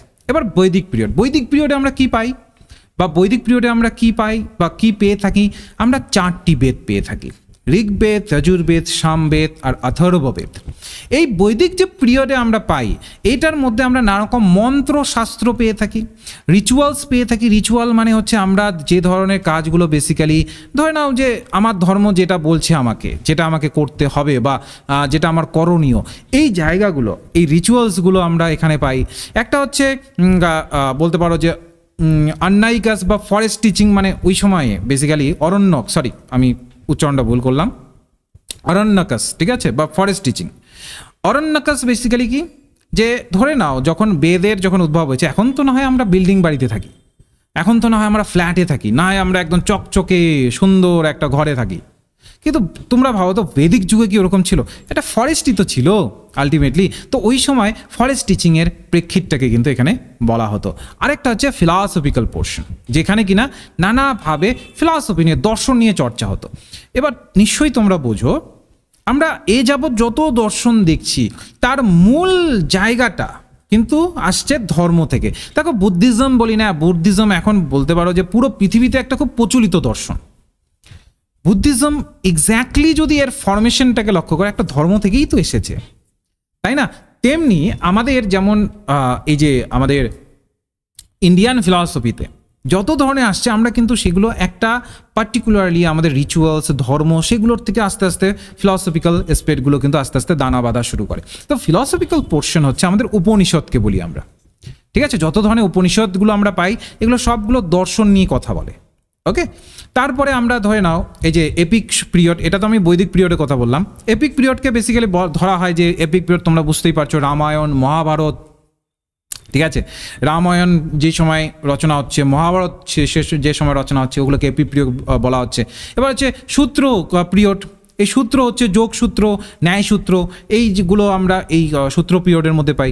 তারপরে স্কলারলি পিরিয়ড, ঠিক আছে, যেমন আমরা বেদান্ত দর্শন থেকে শুরু করে আদার্স যে দর্শনগুলো আছে, এগুলো স্কলারলি পিরিয়ডের মধ্যে পাই। আর মডার্ন পিরিয়ডে তো এখন তো অব্যাহত আছি, মডার্ন পিরিয়ডে এগুলোকেই আমরা ভেঙে ভুঙ্গে খাচ্ছি এখন, বুঝতে পারলে তো? এখন যত কিছু থাকবে সব এগুলোর থেকেই আমরা ভেঙে খাচ্ছি। দেখবে আমাদের এখানে বেশিরভাগ এগুলোকেই ভাঙ্গা হচ্ছে, মানে ভাঙ্গা মানে আমি বোঝাতে চাইছি যে ওখান থেকে কিছু না কিছু আমরা একটা রস আস্বাদন করে সেখান থেকে আমরা একটা থট প্রসেসকে জেনারেট করবার চেষ্টা করছি। ওকে, এবার আমরা স্কুল অফ ইন্ডিয়ান ফিলসফিতে ঢুকে যাব, যে আসলে তাহলে আমরা কি কি ইন্ডিয়ান ফিলসফিতে কি কি আমরা স্কুল পেলাম। আচ্ছা, তোমরা এটা ভেবো না যে তোমাদের এই যে ধরে নাও যে এই যে সুন্দরভাবে প্রেজেন্ট করে পড়ানো হচ্ছে বলে বেসিক্যালি যখন তোমরা কোর্সে ঢুকবে সেগুলোতে থাকবে না, না, সেখানেও এভাবেই সুন্দরভাবে রিপ্রেজেন্ট করে তোমাদের পড়ানো হবে, যেন প্রত্যেকটা বিষয়কে তোমাদের মাথায় ঢুকে যায়, যে ছবি আকারে যেন মাথায় ঢুকে যায়, প্রসেস আকারে যেন মাথায় ঢুকে যায়। বা ছবি, বিশেষ করে আমরা বেশিরভাগ ক্ষেত্রে চার্ট ব্যবহার করি, যেমনটা তোমাদের বোঝালাম আমি একটু আগে, দেখলে চার্ট ব্যবহার করা হলো, ছবি ব্যবহার করা হয়। কেন আমরা ছবি, চার্ট এগুলো বেশি ব্যবহার করি? এগুলোর একটাই কারণ, সেটা হচ্ছে এগুলো যখন ছবি, চার্ট এগুলো যখন আমরা ব্যবহার করি না, খুব সহজেই আমাদের মাথার মধ্যে সেগুলো গেঁথে যায়। এই গাঁথিয়ে দেওয়ার জন্য মূলত এগুলো কিন্তু আমরা ব্যবহার করি, ঠিক আছে? তো সেই হিসেবেই কিন্তু তোমাদের একদম, কারণ সময় কম তো, 180টা দিন আছে, 6 মাস সময় আছে, 6 মাসে পুরো 10খানা ইউনিট এডুকেশনের আমরা কমপ্লিট করিয়ে দেবো। ঠিক আছে। তো সেই জায়গাগুলোকে করবার ক্ষেত্রে স্বাভাবিক একটা তো সময় তো লাগেই, এবং সেটা আমরা এইভাবেই ওর জন্য যেন তোমরা খুব কম সময় মনে রাখতে পারো, ওর জন্য চার্ট বেশি ব্যবহার করা হয় তোমাদের মনে রাখানোর জন্য, যেগুলোকে আমরা মূলত মাইন্ড কোডিং বলি। দেখো এরপরে ইন্ডিয়ান ফিলসফির যদি শাখাগুলোকে আমরা দেখি, একটা থাকে হচ্ছে অর্থোডক্স, আরেকটা থাকে হেটেরোডক্স, ঠিক আছে। তো এই হেটেরোডক্স আর অর্থোডক্স এটাকে বলা হয় আস্তিক, আর এটাকে বলা হয় নাস্তিক। এবার আস্তিক আর নাস্তিক যে অর্থে আমরা মূলত এখনকার দিনে বুঝি, ওই অর্থে কিন্তু ইন্ডিয়ান ফিলসফিতে কিন্তু ধরা হয় না। এখনকার দিনে আমরা আস্তিক নাস্তিক কীভাবে ধরি, যে ভগবানের যে মূলত পুজো করে, বা যে কেউ কোনো একটা গডকে যখন পুজো করছে তখন তাকে আমরা আস্তিক বলছি, আর যদি না করে থাকে তাহলে আমরা বলি এ তো নাস্তিক, এভাবে বলি না। কিন্তু না, ফিলসফিক্যাল অ্যাসপেক্টে বেদকে সামনে রাখা হয়েছে। বেদকে যারা স্বীকার করছে তারা আস্তিক, বেদকে যারা স্বীকার করছে না তারা হচ্ছেন নাস্তিক, ঠিক আছে। তো আস্তিকের মধ্যে আমরা পেয়ে যাচ্ছি এই যে সাংখ্য দর্শন, পেয়ে যাচ্ছি ন্যায়, বৈশেষিকা, তারপরে যোগা, মীমাংসা, বেদান্ত। আর হেটেরোডক্সের মধ্যে বা নাস্তিকের মধ্যে আমরা পেয়ে যাচ্ছি চারবাক, জৈন, আর হচ্ছে বুদ্ধ দর্শন। এই জায়গাগুলো কিভাবে আসলো, এবার এগুলোর ফ্লোতে আমরা যাব, ঠিক আছে। এই ছকটাকে জাস্ট মাথায় রাখবে, বা তোমরা যদি স্ক্রিনশট করে নিতে পারো তো নিয়ে নাও, কারণ এই ছকটার বেসিসেও কিন্তু তোমরা অনেক প্রশ্ন পাবে পরীক্ষাতে। এরপরে যদি আমি একটু একটু করে ঢুকি, ইন্ডিয়ান ফিলসফির যে স্কুলসগুলো আছে, যে স্কুল অফ থটসগুলোর উপরে ইন্ডিয়ান ফিলসফি কাজ করে, তো মাথায় রাখবো there are 9 school of thought, total 9খানা স্কুল অফ থট আছে আমাদের ইন্ডিয়ান ফিলসফিতে, ঠিক আছে। সো একদম যদি আমরা এনশিয়েন্ট সময়কাল থেকে দেখি, একদম আমরা যদি একদম আমাদের প্রাচীন যুগ থেকে যদি আমরা দেখি, Indian philosophy has a categorise আস্তিক আর নাস্তিক, যেটা আমি ছকের মাধ্যমে প্রথমে বোঝানোর জন্য প্রথমেই দেখিয়ে দিলাম।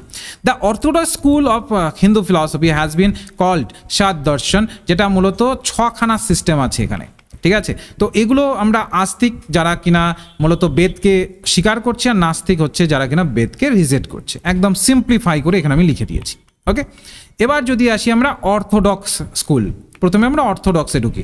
তো অর্থোডক্স স্কুলের মধ্যে, ঠিক আছে, অর্থোডক্স স্কুলের মধ্যে যদি আমরা প্রথমত দেখি, প্রথমে পাবো আমরা ন্যায়কে, ঠিক আছে। এটা কিন্তু নব্য ন্যায় নয়, দেখবে আরেকটা তোমরা একটা পেয়ে যাও তোমরা ন্যায়, যেটাকে সংস্কৃতের প্রোনাউন্সিয়েশন যদি তুমি করো ন্যায়া বলে ওটাকে, ঠিক আছে।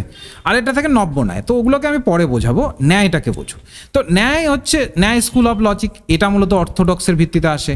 বৈশেষিক স্কুল অফ লজিক, তারপরে হচ্ছে সাংখ্য, তারপরে হচ্ছে যোগা, তারপর হচ্ছে পূর্ব মীমাংসা, আর তারপরে আসছে বেদান্ত, ঠিক আছে।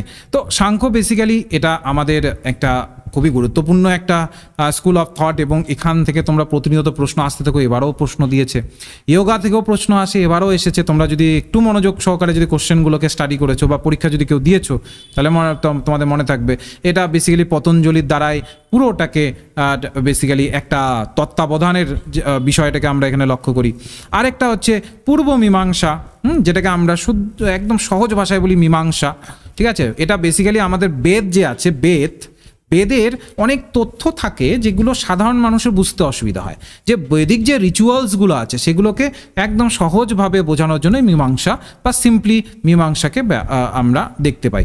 তারপরে হচ্ছে বেদান্ত, যেটাকে আমরা উত্তর মীমাংসাও বলে থাকি, ঠিক আছে। বলছে the Upanishadic tradition with emphasis of Vedic philosophy, তো সেই জায়গাটাকে বলছে বেদান্ত, যেটাকে আমরা উত্তর মীমাংসাও বলে থাকি, ওকে। এবার যদি হেটেরোডক্স স্কুল অফ থটকে দেখি, তাহলে প্রথমত পেয়ে যাবো আমরা চারবাক, যেটা মেটেরিয়ালিস্টিক ওয়েতে কাজ করে, অর্থাৎ বাস্তবে যা দেখছে সেটাকে স্বীকার করে, আদারওয়াইজ স্বীকার করে না, ঠিক আছে। তারপরে বুদ্ধিজম আমরা দেখি, তো তোমরা সবাই জানো বুদ্ধিজম একটা বড় রকমের বলতে পারি স্কুল অফ থট এখনকার সময় যদি আমরা দেখি হয়ে উঠেছে। হ্যাঁ, বুদ্ধিজমের অনেক ডিপ কনসেপ্ট থাকা দরকার। আর জৈনিজম, যেটা জৈন ফিলসফি আছে, এটা আমরা জানি মহাবীরের দ্বারা এটা 6th সেঞ্চুরির দিকে এটাকে করা, এবং এটাও কিন্তু আমাদের হেটেরোডক্স স্কুল অফ থটের মধ্যে পড়ে যাচ্ছে। এবার আমরা প্রত্যেক দর্শন আর স্কুল অফ ফিলসফিসগুলোকে পড়বো। দেখো বৈশেষিক যে দর্শন আছে সেটা কানাডার দ্বারা কিন্তু মূলত এক প্রকার বলতে পারো আমরা জেনে থাকি। এটা বেসিক্যালি কিসের উপর গুরুত্ব দেয়? এটা বেসিক্যালি গুরুত্ব দেয় হচ্ছে সায়েন্স অফ লজিক বা যুক্তির যে সায়েন্সটা আছে বা বিজ্ঞানটা আছে সেটার উপরে গুরুত্ব দেয়, ঠিক আছে। তারপরে এটা হচ্ছে ফিউটিলিটি অফ মায়া যেটার ওপরে আমরা মোহ যেটাকে বলে থাকি, তো সেটাকে নিয়ে কিভাবে অ্যাড্রেস করা হবে।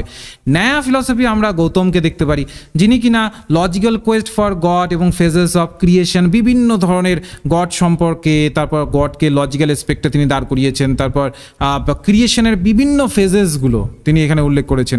ইয়োগাতে আমরা পতঞ্জলিকে দেখতে পারি, যিনি কিনা basically practices of meditation and সমাধি ফর রিনাউন্সিয়েশন, বেসিক্যালি কীভাবে একটা সমাধি নিতে হবে, কীভাবে মূলত মেডিটেশন করতে হবে যেন আমাদের সার্বিকতার দিক থেকে আমরা অ্যাক্টিভ থাকি, সেই জায়গাগুলো হচ্ছে আমাদের দর্শনে বলা হয়েছে। তারপরে আমরা সব থেকে প্রচলিত সাংখ্য দর্শন পেয়ে যাই, যেটা কিনা কপিলের দ্বারা, এটা মানে আমার ছবির দ্বারা এটা ঢেকে গেল, হ্যাঁ, তো আমি মুখে উচ্চারণ করে দিচ্ছি। এটা বেসিক্যালি কপিলের দ্বারা এটা টোটালটাকে পরিচালনা করা হয়, এবং এখানে মূলত ফিজিক্যাল অ্যান্ড মেন্টাল পেইনকে এলিমিনেট করে দেওয়া, মানে আমার ফিজিক্যাল, আমার শারীরিক যে ব্যথা আর আমার যে মেন্টাল, যে আমি কোনো কারণে কোনো একটা বিষয় নিয়ে বেসিক্যালি খুব চিন্তায় আছি, এই ধরনের বিষয়গুলোকে একদম এলিমিনেট করে দিয়ে একটা মুক্তির উপায়ে কিভাবে যাব, সেই জায়গাটা সাংখ্য দর্শনে ক্লিয়ারিটি দেওয়া হয়। তারপর হচ্ছে বেদান্ত, যেটা আমরা দেখতে পারি বেদব্যাস মূলত এই জায়গাটাকে নিয়ে কথা বলেন, যেখানে এক্সপ্লেন করা হয় the divine nature of soul, maya and creation, আমাদের আত্মা, এই যে মোহমায়া যে বলি আমরা, পুরো পৃথিবীটা একটা মোহমায়া, সেই মায়া এবং ক্রিয়েশন, কিভাবে পৃথিবীটা একটা নতুন ফরমেশনে আসলো, সেই জায়গাগুলো আমরা বেদান্ত দর্শনে দেখতে পারি। আরেকটা থাকে মীমাংসা, ঠিক আছে, যেটা জৈমিনী মূলত সেই জায়গাটাকে দেখেছেন, যেখানে এক্সপ্লেন করা আছে বেদকে আর এটা ইটার্নাল অ্যান্ড ডিভাইন। তো বেদকে কেন্দ্র করে একটা সামগ্রিকতার বেসিসে এখানে মীমাংসা সূত্রটাকে কিন্তু দাঁড় করানো হয়েছে। এবারে স্কুল অফ ফিলসফিস যদি আমরা দেখি, একটু আগে তোমাদের দেখালাম সাংখ্য দর্শন, যিনি কিনা কপিল মুনির দ্বারা, তারপরে যোগা হচ্ছে পতঞ্জলি, ন্যায় হচ্ছে গৌতম, বৈশেষিকা হচ্ছে কানাদা, আর মীমাংসা হচ্ছে ঋষি জৈমিনী। এবার এই জায়গাগুলোকে কিন্তু খুব ভালোভাবে মাথায় রাখবে, কোন দর্শন কার পরিপ্রেক্ষিতে আসছে, ঠিক আছে, কার পরিপ্রেক্ষিতে আসছে, এটা খুবই ইম্পর্টেন্ট। ধরে নাও তোমাকে দুটো সারিবদ্ধভাবে দুটো জায়গা দিয়ে দিল, লিস্ট ওয়ান আর লিস্ট টু, এবার বলো যে মেলাও। এবার তোমার যদি এগুলো ক্ল্যারিটি না থাকে, তুমি তাহলে ভুল মেলাবে, ঠিকঠাকভাবে মেলাতে পারবে না, ঠিক আছে। এবার আমি যা যা ওখানে লিখিত আকারে বুঝিয়েছিলাম, এখানে আবার সেগুলোকে লিখিত আকারে তোমাদের বোঝানোর জন্য রেখেছি।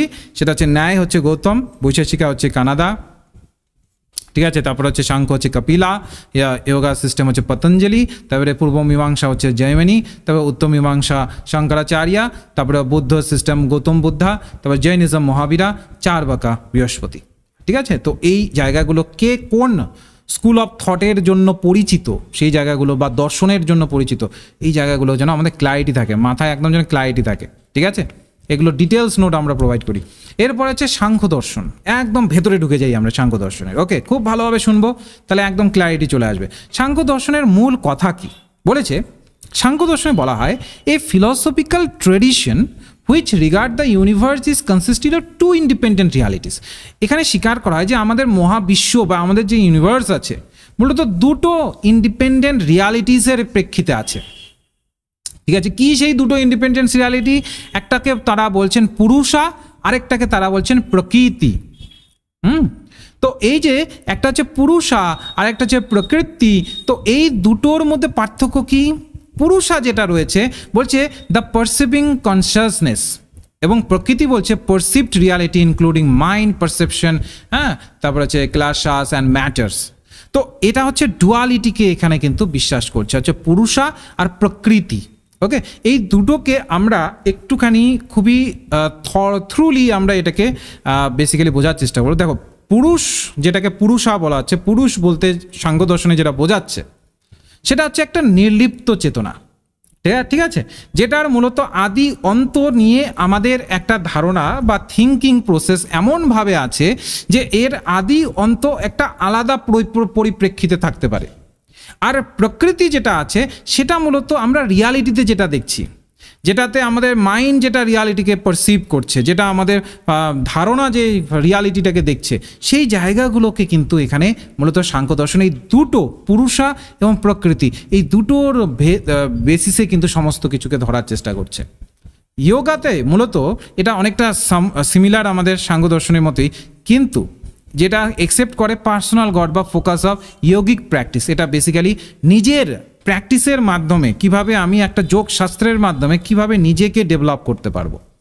আবার ন্যায় ফিলসফি মূলত এটা ফোকাস করে লজিক আর এপিস্টেমোলজিকে। ন্যায় ফিলসফি সবসময় কথা বলে লজিক নিয়ে আর এপিস্টেমোলজি নিয়ে, ঠিক আছে? একটা লজিক নিয়ে কথা বলবে আর একটা এপিস্টেমোলজি নিয়ে কথা বলে। এটা সবসময় অ্যাকসেপ্ট করে 6 প্রকার প্রমাণাসকে। কয় প্রকার প্রমাণাসকে অ্যাকসেপ্ট করে? 6 প্রকার।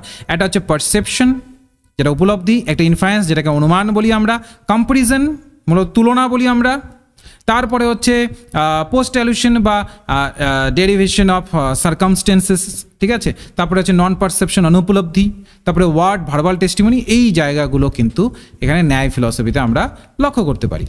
এবার বৈশেষিক ফিলসফিতে বলা হয় এটা অনেকটাই ন্যায়ের সাথে রিলেটেড। বলছে this tradition focuses on metaphysics of substance and defending theory of atoms. বৈশেষিকে না একটা দর্শন আছে অ্যাটম, ঠিক আছে? অ্যাটম অনুর উপরে সমস্ত কিছু কিন্তু বেস করে আছে তাদের মতে।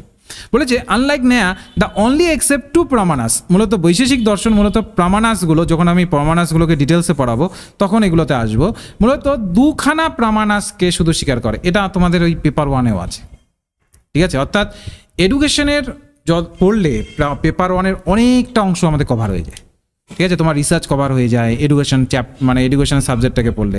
তোমার এই যেটা ইউনিট 1 আছে লজিক্যাল রিজনিংয়ের সাথে একদম ডিরেক্ট কানেক্টেড, সেটা কভার হয়ে যায়। তারপর তোমার আইসিটি কভার হয়ে যায়, ঠিক আছে? আর অনেক সেকশন আছে যেগুলো তোমাদের কভার হয়ে যায়। তো যাই হোক, সেই জায়গাগুলোকে মাথায় রেখে আমরা একটু এগুলোতে পড়বো। তো বলছে 2টো প্রমাণাসকে স্বীকার করে বৈশেষিক। একটা হচ্ছে পারসেপশন, যেটাকে বলছি আমরা উপলব্ধি, আর একটা যে ইনফারেন্স, যেটা হচ্ছে আমাদের অনুমান। আমরা একটা বিষয়কে অনুমান করে নিচ্ছি। যেমন একটু ছোট্ট উদাহরণ দিই, ধরে নাও যে দূর পাহাড়ে ধোঁয়া উঠছে, তাহলে আমি অনুমান করলাম হয়তো আগুন লেগেছে, ওর জন্য ধোঁয়া উঠছে। আমি আগুনটা চোখ দিয়ে দেখতে পাচ্ছি না দূর পাহাড়ে, কিন্তু ওই ধোঁয়া উঠছে। ওই যে আমরা একটা জানি না, যত্র যত্র ধোঁয়া তত্র তত্র ওয়ানিক। তো আমি ওই যে যত্র যত্র ধোঁয়া তত্র তত্র ওয়ানিক, এই ধারণাটাকে মাথায় রেখে আমি বললাম যে আচ্ছা ওখানে তার মানে কি আছে, অনুমান করলাম ওখানে আগুন আছে। তো বৈশেষিক দর্শনে মূলত এই জায়গাটার উপরে ফোকাস করা হয়। আর পূর্ব মীমাংসার যেটা আছে সেটাতে বলছে এক school which focuses of exegesis of the Vedas, philosophy and interpretation of Vedic literature. পূর্ব মীমাংসাতে আমাদের বৈদিক লিটারেচারে বা বৈদিক রিচুয়াল মানে কি? রিচুয়ালস মানে হচ্ছে যা আমরা ধার্মিকতার প্রেক্ষিতে যা যা অনুসরণ করি। ধরে নাও আমাদের বেদের মধ্যে যা যা বলা আছে, আমি যদি সেগুলোকে অনুসরণ করছি তার মানে বৈদিক রিচুয়ালকে আমি ফলো করছি, ঠিক আছে? বেদে যা যা বলা আছে সেটাকে নিয়ে আমি যদি অনুসরণ করছি তার মানে বৈদিক রিচুয়ালকে আমি ফলো করছি। এই যে আমি বৈদিক রিচুয়ালকে যে আমি ফলো করছি, এই যে বৈদিক রিচুয়ালকে ফলো করা হচ্ছে, এই রিচুয়ালসগুলোকে ভেঙ্গে মানে একদম খুবই সাধারণ ভাষায় ইন্টারপ্রিটেশন করে পূর্ব মীমাংসাতে বলা হয় যে বৈদিক রিচুয়ালে এটা বলা হয়েছিল। এটা পূর্ব মীমাংসাতে আমরা পাই। আর বেদান্ততে কি, এটাকে আরেক নামে ডাকা হয় উত্তর মীমাংসা। এটা কিসের উপর ফোকাস করে? Interpreting the philosophy of Upanishad, ঠিক আছে? বেসিক্যালি আমাদের যে মেটাফিজিক্যাল যে এসপেক্টগুলো আছে, ঠিক আছে, যেটা আমরা মেটাফিজিক্স বা অধিবিদ্যা যেটা আছে, সেই এসপেক্টগুলোকে একদম খুব সুন্দরভাবে তার সহজ ভাষায় একদম সহজতরভাবে তার মীমাংসাটাকে আমাদের সামনে নিয়ে আসে, ঠিক আছে? ইন্টারপ্রিট করে পুরো ফিলসফিক্যালটা এসপেক্টটাকে উপনিষদের, সেটাকে আমাদের ইন্টারপ্রিট করে বোঝায়। এবার আমরা একটু আগেই পড়লাম উপনিষদ কোন বেসকে, মানে বেদের যখন আমরা উপনিষদ বলছি তার মানে ওটা কি, ওটা ফিলসফিক্যাল অ্যাপ্রোচকে বোঝাচ্ছে। দর্শনগত দিকটাকে আমরা উপনিষদ বলি, আমি তোমাদের স্লাইডে বোঝালাম না, দর্শনগত দিকটাকে আমরা উপনিষদ বলি। এবার সেইটাকে ইন্টারপ্রিট করে আমাদেরই বেদান্ত, ঠিক আছে? তো এই জায়গাগুলোকে আমরা মাথায় রাখবো। এরপরে আমাদের সাংখ্য ফিলসফি আসছে। হ্যাঁ, সাংখ্য ফিলসফি বেসিক্যালি যদি আমরা এখানে লক্ষ্য করি কপিলার দ্বারা এটা ফাউন্ডেড হয়, মানে তিনি মূলত প্রথম এই ফিলসফিটাকে সবার সামনে নিয়ে আসেন। This is an oldest school of Hindu philosophy. একদম বলা হয় যে একটা পুরনো বেসিক্যালি একটা ফরমেশন হিন্দু ফিলসফির, ঠিক আছে? Samkhya is a Sanskrit word which means of number. Basically এটা হচ্ছে নাম্বারকে বোঝায়, নংকে বোঝায়। বলেছে Samkhya philosophy combines of basic doctrine of Samkhya and yoga. তো সাংখ্য ফিলসফি আমরা বেসিক্যালি দেখতে পারি যোগা দর্শন বা যোগা যে কনসেপ্ট আছে এবং সাংখ্য দুটোর একটা মিলিত রূপ। এরপরে আমরা Samkhya denies the existence of god or any other exterior influence. এবার সাংখ্যের একটা বড় ভূমিকা আছে কি, তারা মূলত গডের একদম সামগ্রিক হস্তক্ষেপটাকে তারা এখানে অস্বীকার করেছে, ঠিক আছে? এক্সটার্নাল যে ইনফ্লুয়েন্স আছে সেটাকে অস্বীকার করেছে, ওকে, এবার Samkhya philosophy consisting to realities, দুটো রিয়ালিটিকে তারা বেস করে আছে, একটা হচ্ছে পুরুষা আর একটা হচ্ছে প্রকৃতি, যার জন্যই এটাকে বলা হয় ডুয়ালিস্টিক রিয়ালিজম। দুটোকে ফলো করে তারা, একটা হচ্ছে পুরুষা আর হচ্ছে প্রকৃতি। পুরুষা হচ্ছে একদম যেটা কিনা নির্লিপ্ত চেতনাকে বোঝাচ্ছে, আর প্রকৃতি হচ্ছে বাস্তবের প্রেক্ষিতে যেটা কিনা আমরা দেখতে পাচ্ছি, সেটা হচ্ছে প্রকৃতি। ঠিক আছে, এই ডুয়ালিস্টিক রিয়ালিজমকে বা ডুয়ালিস্টিক রিয়ালিটিকে এই সাংখ্য দর্শন কিন্তু ফলো করে। ওকে, এবার আমরা যদি এটার ফিলসফিক্যাল এসপেক্টটাকে দেখি, তো এখানে ধরে নাও যে বিভিন্ন ধরনের বইয়ের নামগুলোকে এখানে আমি দিয়েছি, যাদের যাদের সুবিধা হবে তারা এটাকে করে নিও। তো আমি যেটাতে যাব সেটা হচ্ছে সাংখ্য দর্শনে, according to Samkhya school of thought, all knowledge is possible through 3 pramanas. যত ধরনের নলেজ আছে আমরা 3টে প্রামানাসের মাধ্যমে ধরতে পারি সাংখ্য দর্শনের ভিত্তিতে। একটা হচ্ছে প্রত্যক্ষ বা প্রত্যক্ষা, যেটাকে বলা হয় ডিরেক্ট সেন্স পারসেপশন। আমরা যখন কোনো একটা ডিরেক্ট একটা বিষয়কে দেখছি, তার ভিত্তিতে একটা নলেজকে গেইন করছি। এই যে তোমরা মোবাইলে একদম ডিরেক্ট আমার ক্লাসটাকে দেখছো, একদম ডিরেক্ট দেখে তুমি একটা নলেজকে গেইন করলে, এটা হলো তোমার প্রত্যক্ষ উপলব্ধি। এটা কি তুমি বলবে? প্রত্যক্ষ। ওকে, এবার ধরে নাও অনুমান। এবার ধরে নাও যে তুমি হয়তো আমার পেপার 1-এর ক্লাস দেখেছিলে, ঠিক আছে, আমি ফেসবুক ইউটিউবে আমি দিয়ে থাকি পেপার 1-এর ক্লাস। তুমি হয়তো পেপার 1-এর ক্লাস দেখেছিলে, এবার যেহেতু ওখানে তোমার ভালো লেগেছে, তুমি এবার ভাবছিলে যে স্যারের হয়তো পেপার 2-এর ক্লাসটাও ভালো হবে। এটা হলো কি? অনুমান, যেটা কিনা আমরা বলি ইনফারেন্স, যেটা বাস্তবে তুমি পেলে না, কিন্তু তার একটা অনুমান করবার চেষ্টা করলে। ঠিক আছে, এটাকে বলি আমরা লজিক্যাল ইনফারেন্স, একটা যুক্তি দিয়ে যে পেপার 1-এর ক্লাস ভালো হয়েছে, তো আমরা পেপার 2-রও ক্লাস হয়তো বা ভালো হওয়ার সম্ভাবনা আছে। এই যে একটা তুমি অনুমান করলে, এটা হচ্ছে লজিক্যাল ইনফারেন্স। এবার হচ্ছে শব্দ। শব্দ বলতে বোঝায় ভার্বাল টেস্টিমনি। শব্দ বলতে বোঝায় যে এমন একজন ব্যক্তির থেকে আমরা কোনো একটা কিছু পেলাম যাকে আমরা বিশ্বাস করি, যাকে আমরা বিশ্বাস করি। যেমন তুমি তোমার নিশ্চয়ই মা বাবাকে প্রচুর বিশ্বাস করো। এবার তোমার মা বাবা হয়তো তোমাকে বললো যে বাবা বা মা ওই জায়গাটাকে না, ওই কাজটা করো না। এবার তুমি যেহেতু বিশ্বাস করো, তুমি ওটাকে একদম কড়ায় গন্ডায় একদম ওই রকমই ওই কাজটা থেকে অ্যাভয়েড করে চললে। তার মানে কি? তার কথার তুমি একটা মান্যতা দিলে। তো ভার্বাল টেস্টিমনি বলতে বোঝায়, এখানে সাংখ্য দর্শন যেটা ফলো করে, যে কোনো একজন ব্যক্তি যেটার উপরে আমাদের বিশ্বাস আছে, তার থেকে যখন কোনো একটা আমরা তথ্য পাচ্ছি, আমরা ওই তথ্যটাকে স্বীকার করে নিচ্ছি এবং ওই তথ্যটাকে আমরা একটা বলতে পারি যে খুবই বিশ্বাসযোগ্যতার প্রেক্ষিতে রেখে সেটাকে অনুসরণ করে বাকি কাজগুলোকে করছি। তার মানে শব্দ হচ্ছে এমন এক ব্যক্তির থেকে কোনো একটা নলেজ পাওয়া যাকে আমি বিশ্বাস করি। এখনই কেউ হঠাৎ করে রাস্তায় হয়তো বা তোমাকে কিছু বলো, তার কথা অনুসারে তুমি চলবে? অচেনা ব্যক্তি না, পরিচিত ব্যক্তি, যার থেকে একটা তুমি নলেজ পেলে। এই নলেজটাকেই সাংখ্য দর্শনে বলা হয় ভ্যালিড সোর্স অফ নলেজ, যেখানে কিনা ওই ব্যক্তিটি আমি বিশ্বাস করি, তাহলে ওই ব্যক্তির থেকে আমি পেলাম, তাহলে আমি ওই ব্যক্তিটিকে বিশ্বাস করছি বলে এই নলেজটাকে নিলাম, তার মানে ওটা ভ্যালিড। তো সাংখ্য দর্শনে 3খানা মাধ্যমকে স্বীকার করে নিয়েছে যে আমরা যখন একটা নলেজকে গেইন করি, 3খানা মাধ্যমের মাধ্যমেই নলেজ আসে বা নলেজের গেইনিং প্রসেসটা চলে। ওকে, তো এবার যদি মেটাফিজিক্যাল এসপেক্টটাকেই সাংখ্য দর্শন পুরুষ এবং প্রকৃতির প্রেক্ষিতে টোটাল বিষয়টাকে দেখে। এবার আসি আমরা পুরুষটা কি আর প্রকৃতি কি, সম্পূর্ণটাকে একদম ইন ডিটেল বোঝাবো, ভালোভাবে বুঝবে। বলছে Purusha is a transcendental self and pure consciousness. It is absolute, independent, free. বলেছে এটা একদম অ্যাবসলিউট, একদম অবিসম্ভাবী, একদম নিখুঁত, এবং এটা টোটালটা ইন্ডিপেন্ডেন্ট, এটা ফ্রি, কারোর ওপরে সেটা নির্ভর করে নেই। বলছে ইম্পারসিউটেবল অ্যান্ড আননোয়েবল, যেটাকে আমরা জানতে পারি না, যেটাকে আমরা মূলত উপলব্ধি করতে পারি না, above any experience and beyond the word and explanation. বলেছে যেই বিষয়টাকে আমরা এক্সপিরিয়েন্স করতে পারি না, যেটা কিনা এক্সপিরিয়েন্স অভিজ্ঞতারও ঊর্ধ্বে, অভিজ্ঞতার যখন ঊর্ধ্বে থাকবে তখন ওটাকে তুমি এক্সপিরিয়েন্স করতে পারবে না। তো এটা বলছে পুরুষা হচ্ছে এমন একটি কনসেপ্ট, এমন একটি নির্লিপ্ত চেতনা, যেটা কিনা আমরা একদম আমাদের এক্সপিরিয়েন্সের অ্যাবাবে রয়েছে, বিয়ন্ড দ্য ওয়ার্ড, আমরা কোনো ভাষা দিয়ে সেটাকে বোঝাতে পারি না, বিয়ন্ড দ্য এক্সপ্লেনেশন, কোনো সংজ্ঞা দিয়ে ওটাকে বোঝাতে পারি না, সেই একক এবং অদ্বিতীয় সেই বিষয়টাই হচ্ছে আমাদের পুরুষা। সাংখ্য দর্শনের মধ্যে সেটাকেই আমরা পুরুষ বলে থাকি। বলছে ইট রিমেইন পিওর নন অ্যাট্রিবিউট কনসাসনেস, অর্থাৎ নির্লিপ্ত চেতনা, কোনো রকমভাবে অ্যাট্রিবিউটিভ বা কোনো রকমভাবে একটা সচেতনতা সেখানে নেই। বলেছে পুরুষা ইজ নাইদার প্রডিউসড নর ডাজ ইট প্রডিউস, বলেছে এটা কখনো প্রডিউস করা যেতে পারে না বা এটাকে আমরা কখনো আনতে পারি না বা কখনো এটা আনা সম্ভব। ইট ইজ হেল্ড আনলাইক অদ্বৈত Vedanta and like Purva Mimamsa Samkhya believes in plurality of the Purushas. তো যেটা তোমাকে বলেছে যে সাংখ্য দর্শনেও মূলত বিশ্বাস করা হয় প্লুরালিটি, যেমন একটা পুরুষ আছে আর একটা আছে প্রকৃতি আছে। প্রকৃতিতে কি বলছে? Prakriti is ultimate cause of the universe.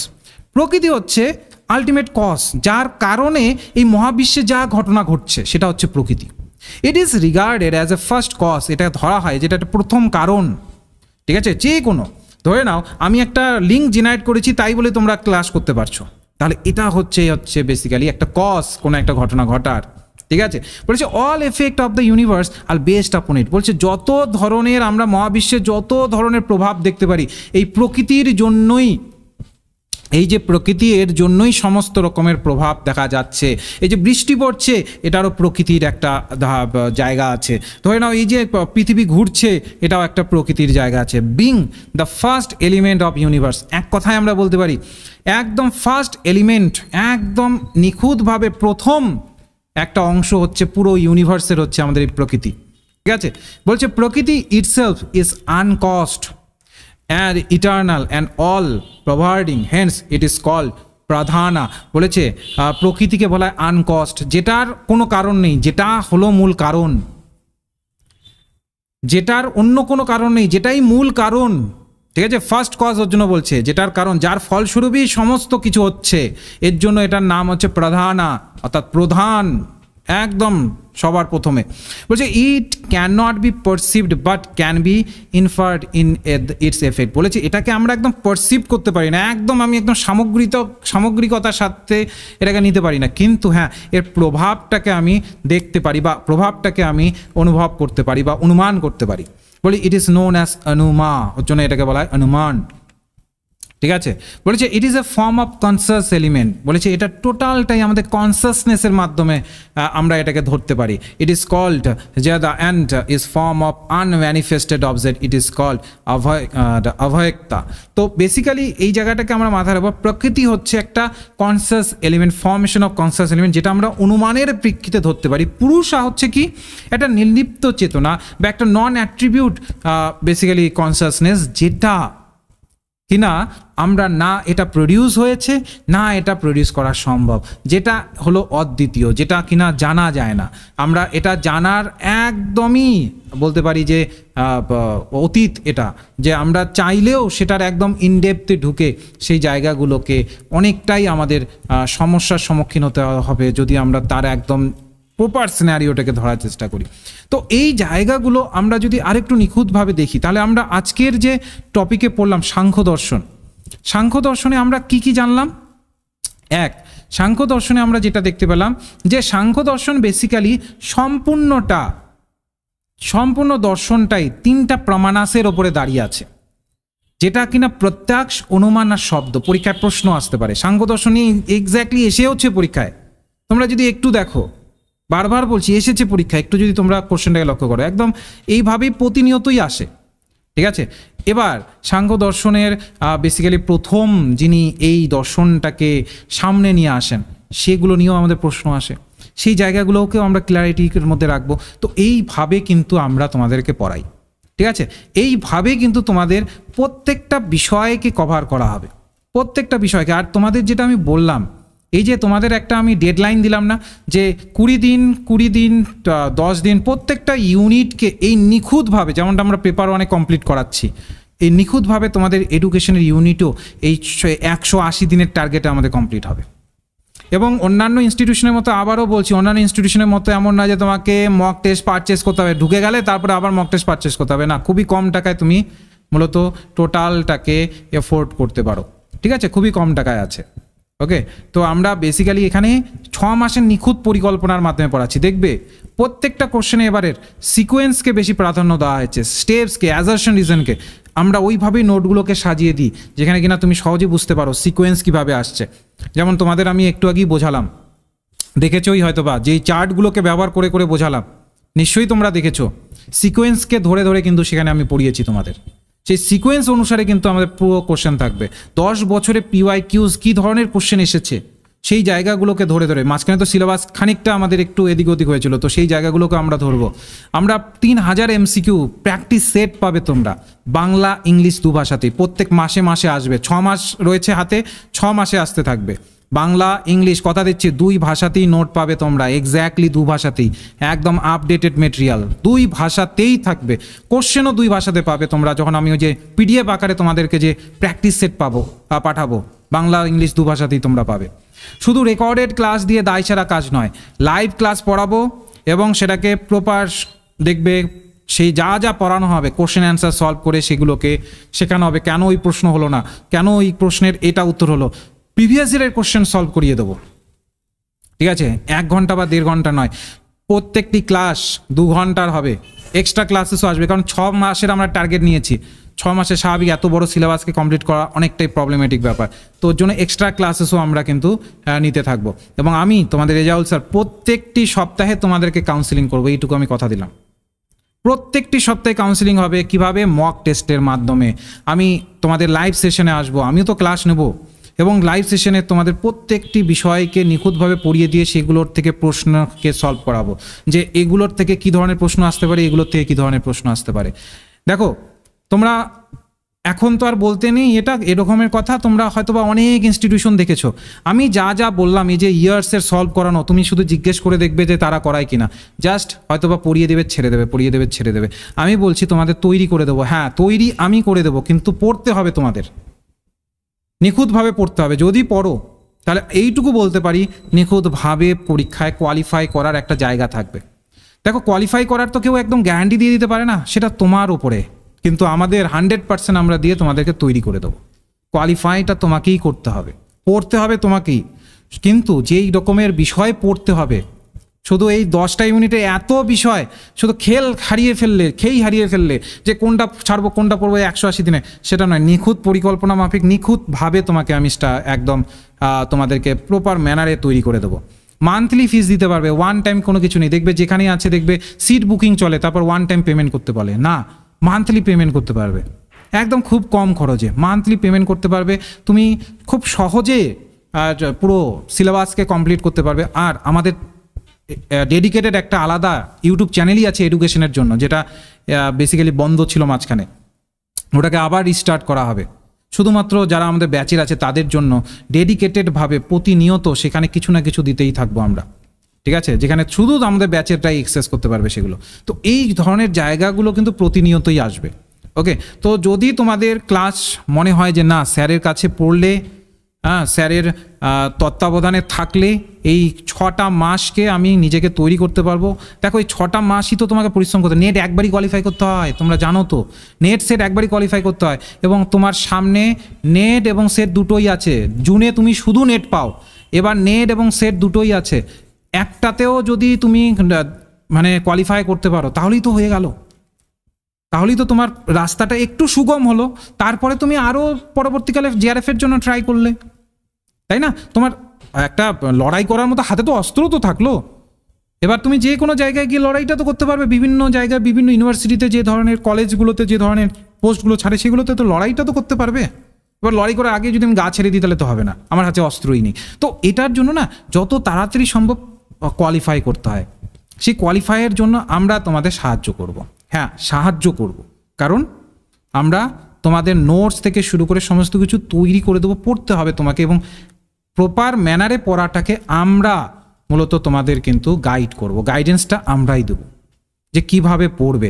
যেমন আমি যেমন একটা ছক করে নিয়েছি না, যে আমি তোমাদের এভাবে মানে কমপ্লিট করাবো, তোমাদেরও প্রথম ক্লাস থেকে আমি একটা টার্গেট দেবো যে এই দিন এই টপিকের ওপরে মক টেস্ট থাকবে, এই দিন এই বিষয়ের ওপরে থাকবে, এটার ওপরে তোমরা পড়বে, ঠিক আছে। যখনই আমাদের একটা করে টপিক কমপ্লিট হলো সাথে সাথেই ওই বিষয় নিয়ে মক টেস্ট আসা শুরু হয়ে যাবে, সাথে সাথেই কোনো রকম দেখবে ডিলে হবে না, সাথে সাথে মক টেস্ট আসা শুরু হয়ে গেল। এবং সেটাকে দেখলে, তারপর দেখলে কোনো জায়গায় কনফিউশন হচ্ছে, তারপর ক্লাসে এসে তুমি জিজ্ঞেস করো, প্রতিনিয়ত, যেহেতু লাইভ ক্লাস করাই আমরা কোনো রেকর্ডেড ক্লাস এরকম ওরকম ব্যবসায়ী দ্বারা আমরা নই, মানে ওরকম যে যেমন দেখবে না এডুকেশন এখন ব্যবসা হয়ে গেছে না, অনেকেই রেকর্ডেড ক্লাস শুধু বিক্রি করে, একবারে ভিডিও লাইব্রেরির নামে রেকর্ডেড ক্লাস বিক্রি করতে থাকে। তো সেরকম কিছু নয়, যেটাকে আমরা বলি টিউশন, এটা হচ্ছে আমাদের টিউশন। এটা ওই ধরনের বড় মাপের কোনো ব্যবসা না, এটা হচ্ছে টিউশন, যেটার ভিত্তিতে আমি তোমাকে টিউশন দেবো। দেখবে স্টুডেন্ট সংখ্যা আমরা খুবই লিমিটেড রাখি, টিউশন তোমাকে দেবো, এবং টিউশনের মধ্যে তোমার প্রত্যেকটা জায়গাতে তুমি কতটা ডেভেলপ করলে কি করলে না সেটাকে যাচাই করব। তোমার পেছনে খাটা হবে, তোমাকে জাস্ট তোমার মতো করে ছেড়ে দেওয়া হবে না। দেখবে প্রত্যেকটা বিষয়ে যা যা ক্লাসে পড়ানো হবে তোমার পার্সোনাল হোয়াটসঅ্যাপ নম্বরের PDF পাঠিয়ে দেওয়া হবে। অনেক ইনস্টিটিউশনে এমন থাকে, যেমন যারা আমার কাছে অলরেডি জয়েন করেছে, অনেকেই বলে যে স্যার এই জায়গায় পড়েছিলাম, একটা বড় প্রতিষ্ঠানের নাম কলকাতার, যে স্যার এই জায়গায় পড়েছিলাম, জয়েন করে নেওয়ার পরে না স্যার আর কোনো খেয়াল রাখে না, কোথায় আমি PDF পেলাম কি না পেলাম, ফোন করলেও ফোন তোলে না, মেসেজ করলেও মেসেজে উত্তর দেয় না। এখানে এরকম কিছু নেই, ওর জন্যই তো আমরা মান্থলি ফিস রেখেছি, তুমি নিজেই দেখতে পারবে। ঠিক আছে, তোমার প্রত্যেকটা খেয়াল রাখা হবে, প্রত্যেকটা ক্লাসের পরে তোমার হোয়াটসঅ্যাপ নম্বরে নোট পাঠিয়ে দেওয়া হবে, যেন তুমি পেয়েছো এটা এনশিওর করা যায়। ঠিক আছে, তোমার জন্য কোনো অসুবিধা না হয়। তো যাই হোক, এই ধরনের জায়গাগুলোকে আমরা কভার করব। আর যেটা আমি তোমাদের বললাম, এই যে ইউনিট 4, ইউনিট 5, ইউনিট 7, ইউনিট 8, যেই ডেট আমি একটা মাইন্ড ম্যাপ করে রেখেছি, সেই অনুসারে এই কারিকুলাম আমাদের ভিত্তিতে, আমাদের এই 6 মাসের কারিকুলাম এই ভিত্তিতেই আমি নিয়ে যাব। ঠিক আছে, তো যারা যারা জয়েন করতে চাইছো অবশ্যই জয়েন করতে পারো। 6 মাসের বেসিসে ফিস দিতে পারবে, কোনো অসুবিধা হবে না। আর আমাদের অ্যাপ আছে, নিজস্ব অ্যাপ আছে, যে অ্যাপের মধ্যেখানে বেসিক্যালি তোমাদেরকে ক্লাস করানো হবে এবং কোনো রকমভাবে অসুবিধা হবে না, কারণ আমাদের অ্যাপ খুব সুন্দর অ্যাপ। যখন তুমি ঢুকে যাও, তুমি ভিডিওসগুলোকে যতবার ইচ্ছে দেখতে পারো। দেখবে অন্য জায়গায় ভিডিওসগুলো রেস্ট্রিকশন করে রাখে, তুমি 2 বারের বেশি দেখতে পারবে না, 3 বারের বেশি দেখতে পারবে না। আমাদের এখানে আনলিমিটেড দেখতে পারো, আনলিমিটেড মক টেস্ট দিতে পারো। ইভেন ওই ভিডিওসগুলোকে কোনো কারণে তোমার নেটওয়ার্কের ইস্যু রয়েছে বাড়িতে, তুমি ভিডিওসগুলোকে ডাউনলোডও করতে পারো, পরে অফলাইনে দেখতে পারবে যে কোনো সময় সেগুলোকে তুমি অফলাইনে চালু করে দেখতে পারো।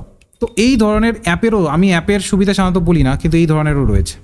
তো যদি তোমাদের ইচ্ছা থাকে অবশ্যই জয়েন করতে পারো। আমাদের ক্লাস কবে শুরু হচ্ছে বলো তো? 5th জুলাই থেকে, মাথায় রাখো, লিখে রাখো যদি মনে না থাকে, 5th জুলাই থেকে। আজকে 3 তারিখ, ঠিক পরশু দিন। আর অন্যান্য ইনস্টিটিউশনের মধ্যে আমাদের দিন পিছোতে থাকে না, যে আজকে হলো কালকে হবে পরশু দিন হবে, এরকম নয়। 5th জুলাই মানে 5th জুলাই, .5 জুলাই, একদম .5 জুলাই দেখবে আমি এডুকেশনাল, এই যে এডুকেশনের ইউনিটটাকে, এই যে ইউনিট 1টা শুরু হয়ে গেছে। 5th জুলাই দেবে ইউনিট 1 শুরু হয়ে গেছে। ইউনিট 1 আর রিসার্চ, এই দুটোকেই টার্গেট করে 5th জুলাই থেকে পড়ানো শুরু হয়ে যাবে। ইউনিট 1 রিসার্চ, কারণ রিসার্চের যেটা তোমাদের বলেছিলাম, যেগুলোতে বেশি কোশ্চেন আসে ওগুলোকে আগে টার্গেট করবো, কারণ ওগুলোর থেকে যেন নম্বরটাকে আমরা গেইন করতে পারি, কারণ ওগুলো চ্যাপ্টারগুলো বড়, ওগুলোকে আগেই কমপ্লিট করলে ওগুলোর কিছু কিছু টপিক থাকে যেগুলো সম্পর্কে একটু আমাদের ধারণা কম থাকে, ওগুলোর জন্য বেশি করে আমি তোমাদেরকে একটু পরিচয় করিয়ে দিতে পারি। তো ওর জন্য মূলত আমি এই দুটোকে আগে শুরু করছি, ইউনিট 1 আর এখানে ইউনিট 6 অর্থাৎ রিসার্চার। ঠিক আছে, তো প্রপার প্ল্যানিংয়ে হবে। তো যারা যারা ইচ্ছুক আছো এই নম্বরে অবশ্যই যোগাযোগ করে নাও ক্লাসের পরে, 9064253244। নিশ্চয়ই তোমাদের কাছে নম্বর আছে। এই নম্বরে ধরে নিচ্ছি যে তুমি করবে না, একটু হলেও তুমি গিয়ে কোর্স স্ট্রাকচারটাকে দেখে নাও, কত টাকার কোর্স এবং যা যা বলা হচ্ছে ওইটুকু তুমি অন্য কোনো, নিশ্চয়ই অনেক কোচিং সেন্টার দেখো তোমরা, ওদের সাথে একটু যা যা বলা হচ্ছে ওদের সাথে একটু মিলিয়ে নাও, যে আচ্ছা স্যার এখানে প্রিভিয়াস ইয়ার প্র্যাকটিস সেট এতগুলো দেবেন বলছেন, যেগুলো আবার অ্যান্সার কিও দেওয়া হবে, প্রতিনিয়ত আমি যাচাই করতে পারছি অন্য জায়গায় দেখি তো হচ্ছে কি হচ্ছে না, অন্য জায়গায় দেখো, মিলিয়ে দেখো, তারপরে তুমি বলো যে যদি কোনো খামতি থাকে আমাকে বলো। ঠিক আছে, কারণ অন্য জায়গায় এগুলো দেবে না, আমি তোমাকে লিখে দিতে পারি, কারণ ওদের কাছে এত সময়ও নেই, আর এত কিছু করলে স্বাভাবিক একটা পরিশ্রম থাকে, ওরা বেসিক্যালি এই জায়গাগুলো করে না অনেক ক্ষেত্রেই, তোমরা মিলিয়ে দেখবে। ঠিক আছে, তো যদি ইচ্ছা থাকে এই নম্বরে যোগাযোগ করো। ঠিক আছে, ক্লাসটা ভালো লেগেছে তো? তোমরা ক্লাসটা তোমাদের ভালো লাগলো তো? একটু জানাবে। মূলত বেসিক থেকে তোমাদের একদম সাংখ্য দর্শনটাকে ধরানোর চেষ্টা করলাম আমি, যতটুকু আমার জ্ঞান আছে তার ভিত্তিতে। ক্লাসটা ভালো লেগেছে তো সবার? ঠিক আছে, তাহলে যারা যারা যদি তোমাদের ইচ্ছা থাকে এই নম্বরে যোগাযোগ করে নিও, হোয়াটসঅ্যাপ করে নিও, আমি তোমাদের পুরো ডিটেলসটা পাঠিয়ে দেবো। ওকে, তারপর তোমার ইচ্ছে তুমি জয়েন করবে কি না, তোমার ইচ্ছে। ঠিক আছে, বেশ, গুড নাইট তাহলে সকলকে। যারা যারা জয়েন করবে তাহলে পরশু দিনের ক্লাসে দেখা হচ্ছে, তাহলে রাখছি তাহলে, হ্যাঁ।